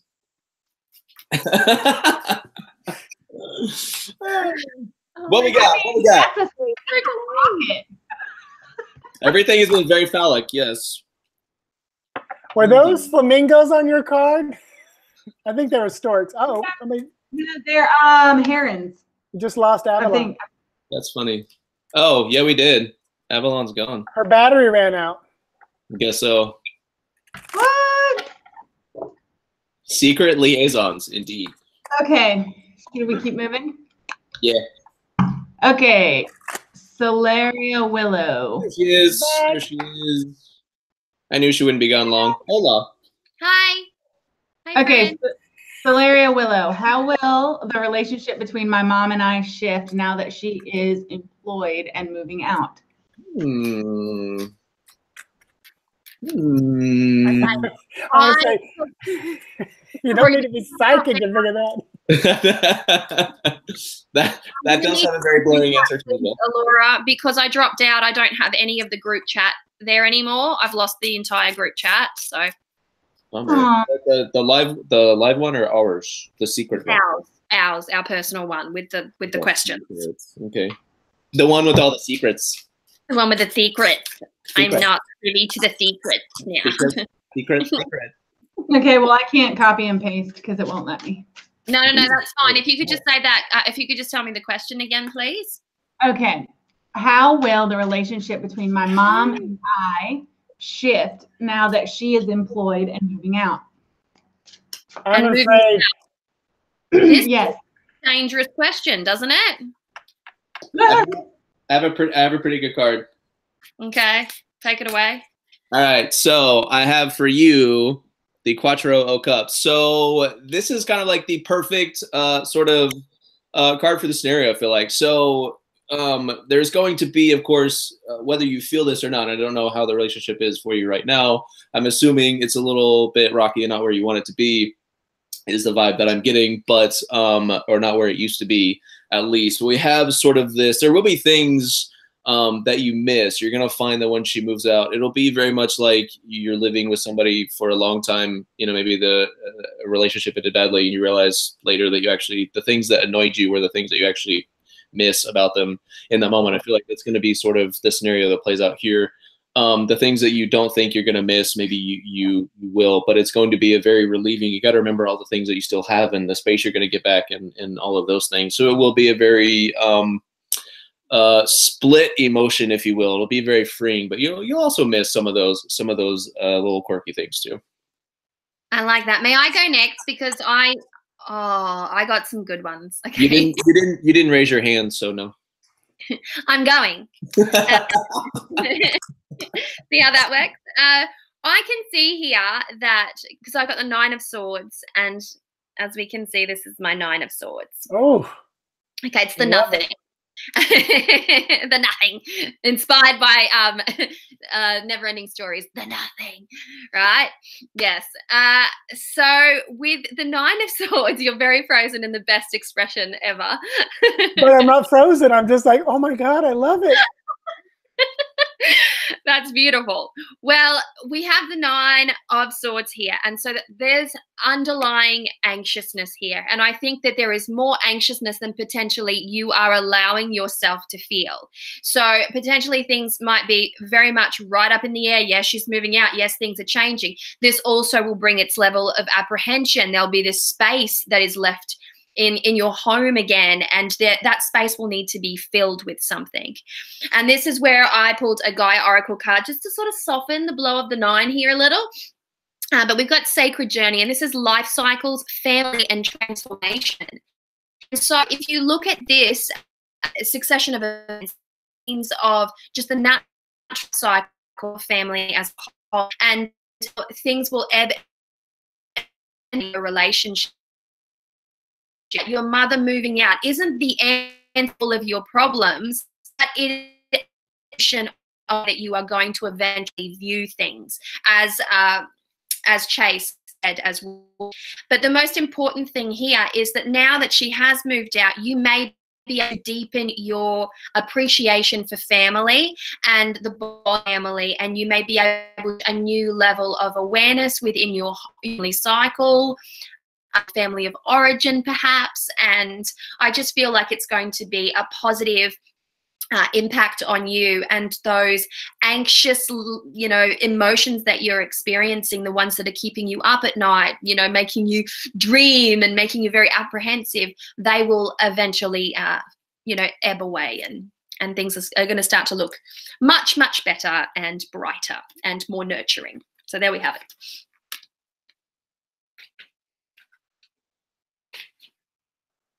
Anyone? Anyone else? I'm last. I don't want you to go last again. You keep. What do you have sitting in front of you? I have the Five of Wands. I have the Wheel of Fortune. I can go ahead and say mine. So the Wheel of Fortune has come up, and the Wheel of Fortune can be in your favor or not be in your favor. It is a card of severely up or severely down. But in this case, I think it's speaking about the way that the relationship shifts depends on which wolf you feed, how you nurture it or don't. You have an opportunity here to repair things within the relationship as well as separately. And you also have opportunity to grow together and separately. So I think overall it's a very good card, and things are going to go in a positive direction, but you just have to be mindful that you work on any tension or issues within the relationship itself, and then nurture it from there and move in a positive direction. Okay. So I pulled the Five of Wands, and I didn't want to say anything because I'm like, ooh, but I'm glad that I waited to the end, because I finally realized what this is more about. I feel like, and the number 5 it's very versatile. It's shifting, it's changing. You're half the way through numbers, the numbers 1 through 9, numerology. And I feel like this card is reflecting what's going to happen to you spiritually. I feel like now that, quote, she's not in the house or there as much, or however it's going to be, the energy that she had and provided is not there. So I think you're going to have more time to focus on you and a little bit of the spiritual changes that are going to happen as we move into the new year, and moving from this 11-year into a 3-year, which is a 3-year. So I think it's going to be a nice shift for you. I would say, pay attention to those little nudges and pushes from spirit, from your angels, from your guides, of direction and books to look at, or TV shows and songs and stuff to listen to, and get those messages that you need. Very well done, kids. Very well done. So it is past 9 o'clock. So do we want to give one more reading? Do we want to shut it down? What are we feeling right now? Because I know 2 of us, it is nighttime and bedtime.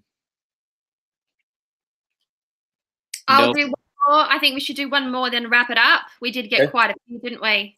Yes, we did. Okay, well, we can do the next one, and then we'll say our pieces and peace out. Okay, so I'll read this off. Molly Black and Blue. What areas should I focus on for 2019? Yay, broad questions. I love the broad ones. They're the easiest and the funnest. Oh, I got a good one. That's very It's the best one. It's the best one, Avalon. The best one. It is. It's the 10 of Pentacles. Yes, it is the best one. All right. I mean, argue with me. You can. I mean, if somebody got the Sun, I'd step back. Should I go first? Oh, okay. That's a nod to yes. Okay. Now I forgot the question.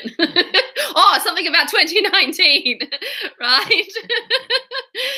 Okay. I honestly feel that for 2019, like the 10 of Pentacles for me is the card of the harmonious family environment, and it is a space of joy and pleasure and evenness within the household. And because Pentacles relates to earth and earth to resources in a broad spectrum, of course, what we're looking at here is harmony within the area of resources.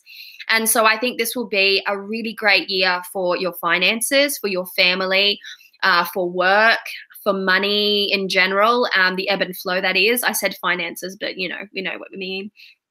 But I do think that with all things going beautifully, as often happens with the 10 of Pentacles, there is also that call to home and the appreciation and the gratitude that we often forget to show towards our family members because they are constantly there. We never really remember to say, thank you, and I'm grateful for you, dad or sister or brother, on your everyday. But I think it's going to be a year where that whole level of gratitude and the necessity to demonstrate gratitude and to show appreciation and to also feel appreciated is going to be at the forefront of your mind. And so it's a very special card and a really good one. Okay, I'll go next. Am I on? So Queen of Wands, I adore her. I think your focus, first of all, if you are Sagittarius, Aries, or a Leo, I would focus on yourself, or at least focus on the spiritual aspect of yourself. I keep seeing like books falling off the shelf or being handed to you that kind of bring you more growth personally and spiritually. So I think that's going to be a big part of your year in 2019 is growing spiritually. Also, and I keep being shown another person in your life, which I think is like a woman as well, that I feel like there might be some social weeding, some social gardening. What am I trying to say? Weed your social garden. I think there's going to be one or two people that you're going to have to distance yourself from. You'll know when they are because they're not going to feel good hanging around them so much anymore. And I think this will be part of your spiritual growth. So there you go. Okay, so I have to go next because, okay, so the card that I drew for you was the King of Cups. And I don't often read the court cards as a person, but as soon as I flipped this card, I also got a picture in my head of a male in your life. And then he said, Mitchell was talking about weeding your social garden. I was like, yeah, so there's going to be somebody that stands out this year. After you do all this weeding, there's going to be one beautiful plant after you've done all this weeding that's going to stand out to you. And I think it's going to be, you got to remember the King of Cups can stand for, he stands for law, and he stands for science, and he stands for sort of metaphysics, and he's sort of that upstanding kind of gentleman in that way. You know, King is also a creator and a master of, so he's going to be somebody that stands out as a scholar of some kind that you're going to find. And when you do find that person, make sure to give him some of your energy and let him feed you some of his energy, because it's going to be a really fruitful relationship. I'm not seeing any romance there, but oh, maybe no, I'm not seeing any romance there, but it is going to be a very fruitful relationship nonetheless for you. Yay! Oh, just 1 second. Okay, so whenever I pull these cards, like I get a bunch of words because I'm a wordy. So I get all these words and I'm like, ah, and they're just like one word keywords. Anyway, okay, so my card is the Queen of, well, this is Mother of Earth, but Queen of Pentacles, traditionally. So funny that Mitch pulled Queen of Wands, because I feel like, okay, so in so many ways, the Queen of Pentacles is talking about in 2019, looking at things logically, practically, being financially minded, budgeting appropriately. I feel like your collection of things is going to grow this year. Mitch mentioned somebody handing you a bunch of books. So I see a lot of new practice tools coming into your realm of living space or working space. This is also a reminder, the Queen of Pentacles, while she is a hard worker, she does take her time. You need to cultivate some patience this year, because you're not going to be superstar master of what you endeavor into this year. It's a learning process. And so just be patient with yourself, be kind to yourself as you're learning these things. And I also, in terms of like spiritual growth, when the Queen of Wands came up, I was like, oh yeah. So this is going to be a year where you tap into your feminine energy a lot, but it's also going to be a year where you learn to balance your feminine and your masculine energy, because I know for myself, I lack feminine energy. And so that's something that I have to consciously tap into for myself. So you may be the same, or you may be the opposite. You may be the Queen of Wands and you may need a little bit more masculine energy. So that is what I see for you coming up in 2019. Yay! Okay, Chase. Look at us. Okay, so I cannot believe that these 2 hours just flew the heck by, and here we are at the end of all of this, and my mind is blown. I don't want it to end, but I also have to have sleep. Like my mind needs it, my body needs it. But I love you guys so very much, and I am so glad. At one point, we had 52 people in here in this chat, so I am glad that you guys were so stoked that we are back together doing things. So this is not the only episode that we have planned, and I'm already going to say it. We are going to have Mitchell back at some point. I have loved the chat, getting to know Mitchell, and I'm glad that I get to, like, not that he needs an introduction, but I'm glad to, like, be the one to be like, this is Mitchell. Like, I feel like it was very much for me kind of a show and tell. And so I'm very excited to be able to share that part of my life, because Mitchell has been a huge part of my learning career. I mean, I've been following this guy for 5 years. So like just getting to, yeah. Oh yeah, man. Oh what? Yeah. Yeah, I mean, you are like really when how I started sorting out all these animal messages and everything that I get in my daily life, like watching you and kind of can't remember. It was Rollins University. You were on another website too, and it was very purple, and it was kind of can't remember.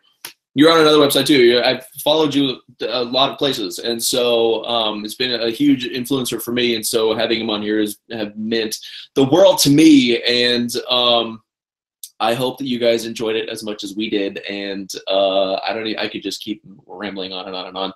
But I'm so glad that you guys showed up, and I'm glad you guys were here, and so glad that we got to celebrate this time together that we had with Mitchell. And thank you for being here for episode 21. You know that I love you guys so very much, and I think all of Mitchell's information is linked down below. If not, it will be. And so you can get all those website and YouTube and all of those things. And I will say my farewells, and I will pass it on to everybody else to say theirs, and then we will end the night. I love you guys so very much. Please stay tuned for everything that is coming in 2019. Love you guys. Bye-bye.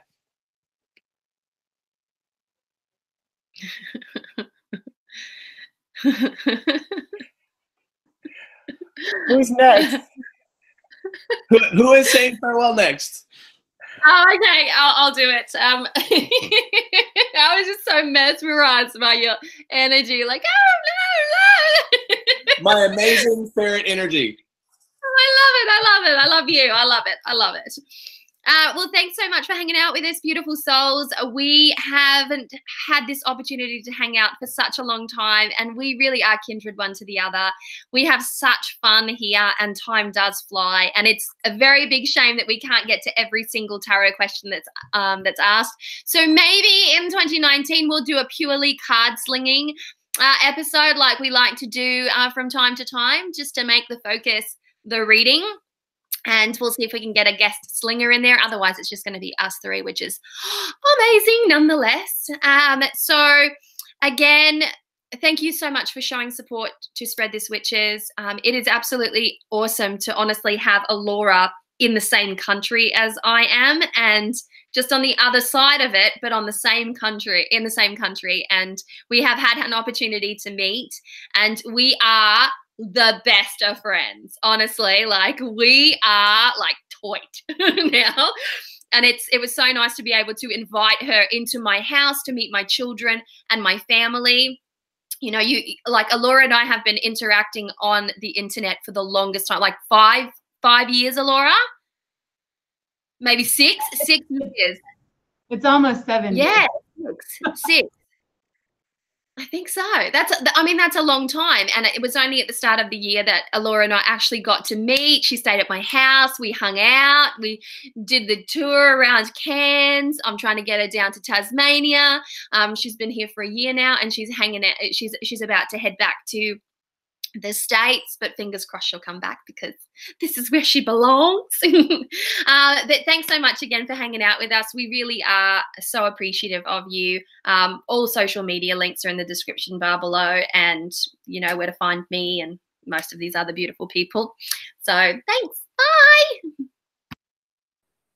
Okay, it's my turn, and then we'll let Mitchell close for us. But anyways, thank you guys for coming and hanging out with us. It's a real testament, I think, to, oh Lord, sorry, that's my computer.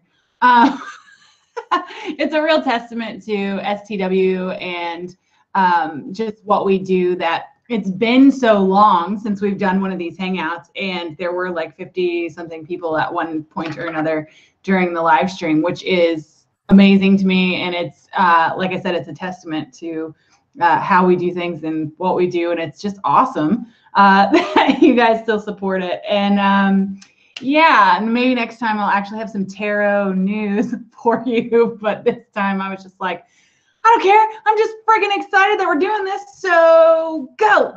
I mean, literally, this was put together, I don't know if any of you know this, but this was put together in about 4 or 5 days, because Chase was like, yeah, Mitchell Osborn, and I'm like, who? And he was like, yeah. Oh my God, you're retarded. And I'm like, what? And he's like, no. And I was like, show me. So then I checked out, and I was like, yeah, he looks cool. And he was like, yeah, we're doing it. When? Tuesday? Done. I'm not working. Fuck them. I was like, okay. But literally how it went down. Yeah, literally. Like, that's like word for word. I'm off. I'm not working. They can kiss my ass. I'm fangirling. After Mitch was like, yes, I'll do it. Yeah, so anyhow, like I was saying, such a testament to you guys as well, because without you guys, we really wouldn't have a show, really. And I hope that our card slinging skills are still up to snuff. And I can't wait to hang out and do a 2-hour sesh of just hanging and slinging. Maybe Mitch can join us. Maybe B. Wen. Who else? Who else we got? Maybe Alvine. We got to put together a dream team. That would be amazing. I think Ethany would be good. She's badass. Like, she Nico. Oh, Nico. Oh, my spirit animal.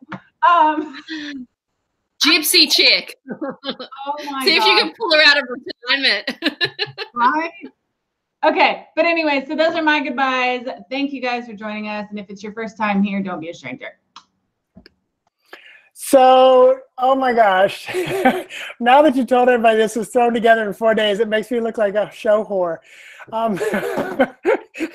He's like, are you available? Of course I'm available. How about Tuesday night? Of course I'm available.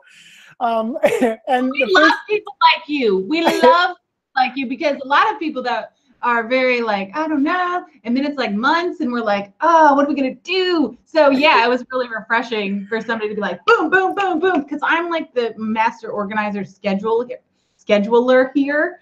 So for me, it was like a dream come true. Well, God, I love doing this. This is one of my favorite things to do, especially with video. If there's video involved, I'm happy. But it was funny because Chase was doing a live a couple weeks ago, and he said, you know, spread the switches, and I'm like, you know, I think he kept saying STW, and I kept saying STD. It's what, STD? I'm thinking, and then he finally said spread the switches, and someone says, what are you saying? And then I'm thinking, spread this bitches. And I mean, it was just this whole thing in my mind. And I'm like, who are these people? So of course, then on Instagram, I finally said, so what is the name of the YouTube channel or whatever? So I went and watched it. And the next thing you know, he's like, you want to do a show? And I'm like, yeah, I'm a whore. Let's do it. Me, you, and two girls. Sure, we'll do it. And then I had to look up who y'all were, and I literally wrote your names down so I can remember, because I was like, okay. And then I keep hovering over your name to make sure I know which one's Avalon and which one's Allora, because you both have A names, and I'm like, if I screw it up, it's gonna look really stupid. I do it all the time, and I've known them a long time. I do it all the time. It's fine. So thank you so much for being here. Your energy, all three of you, is amazing. The owl, the ferret, and the what did I call you? What's the pink one? Flamingo. Flamingo. I'm from Florida.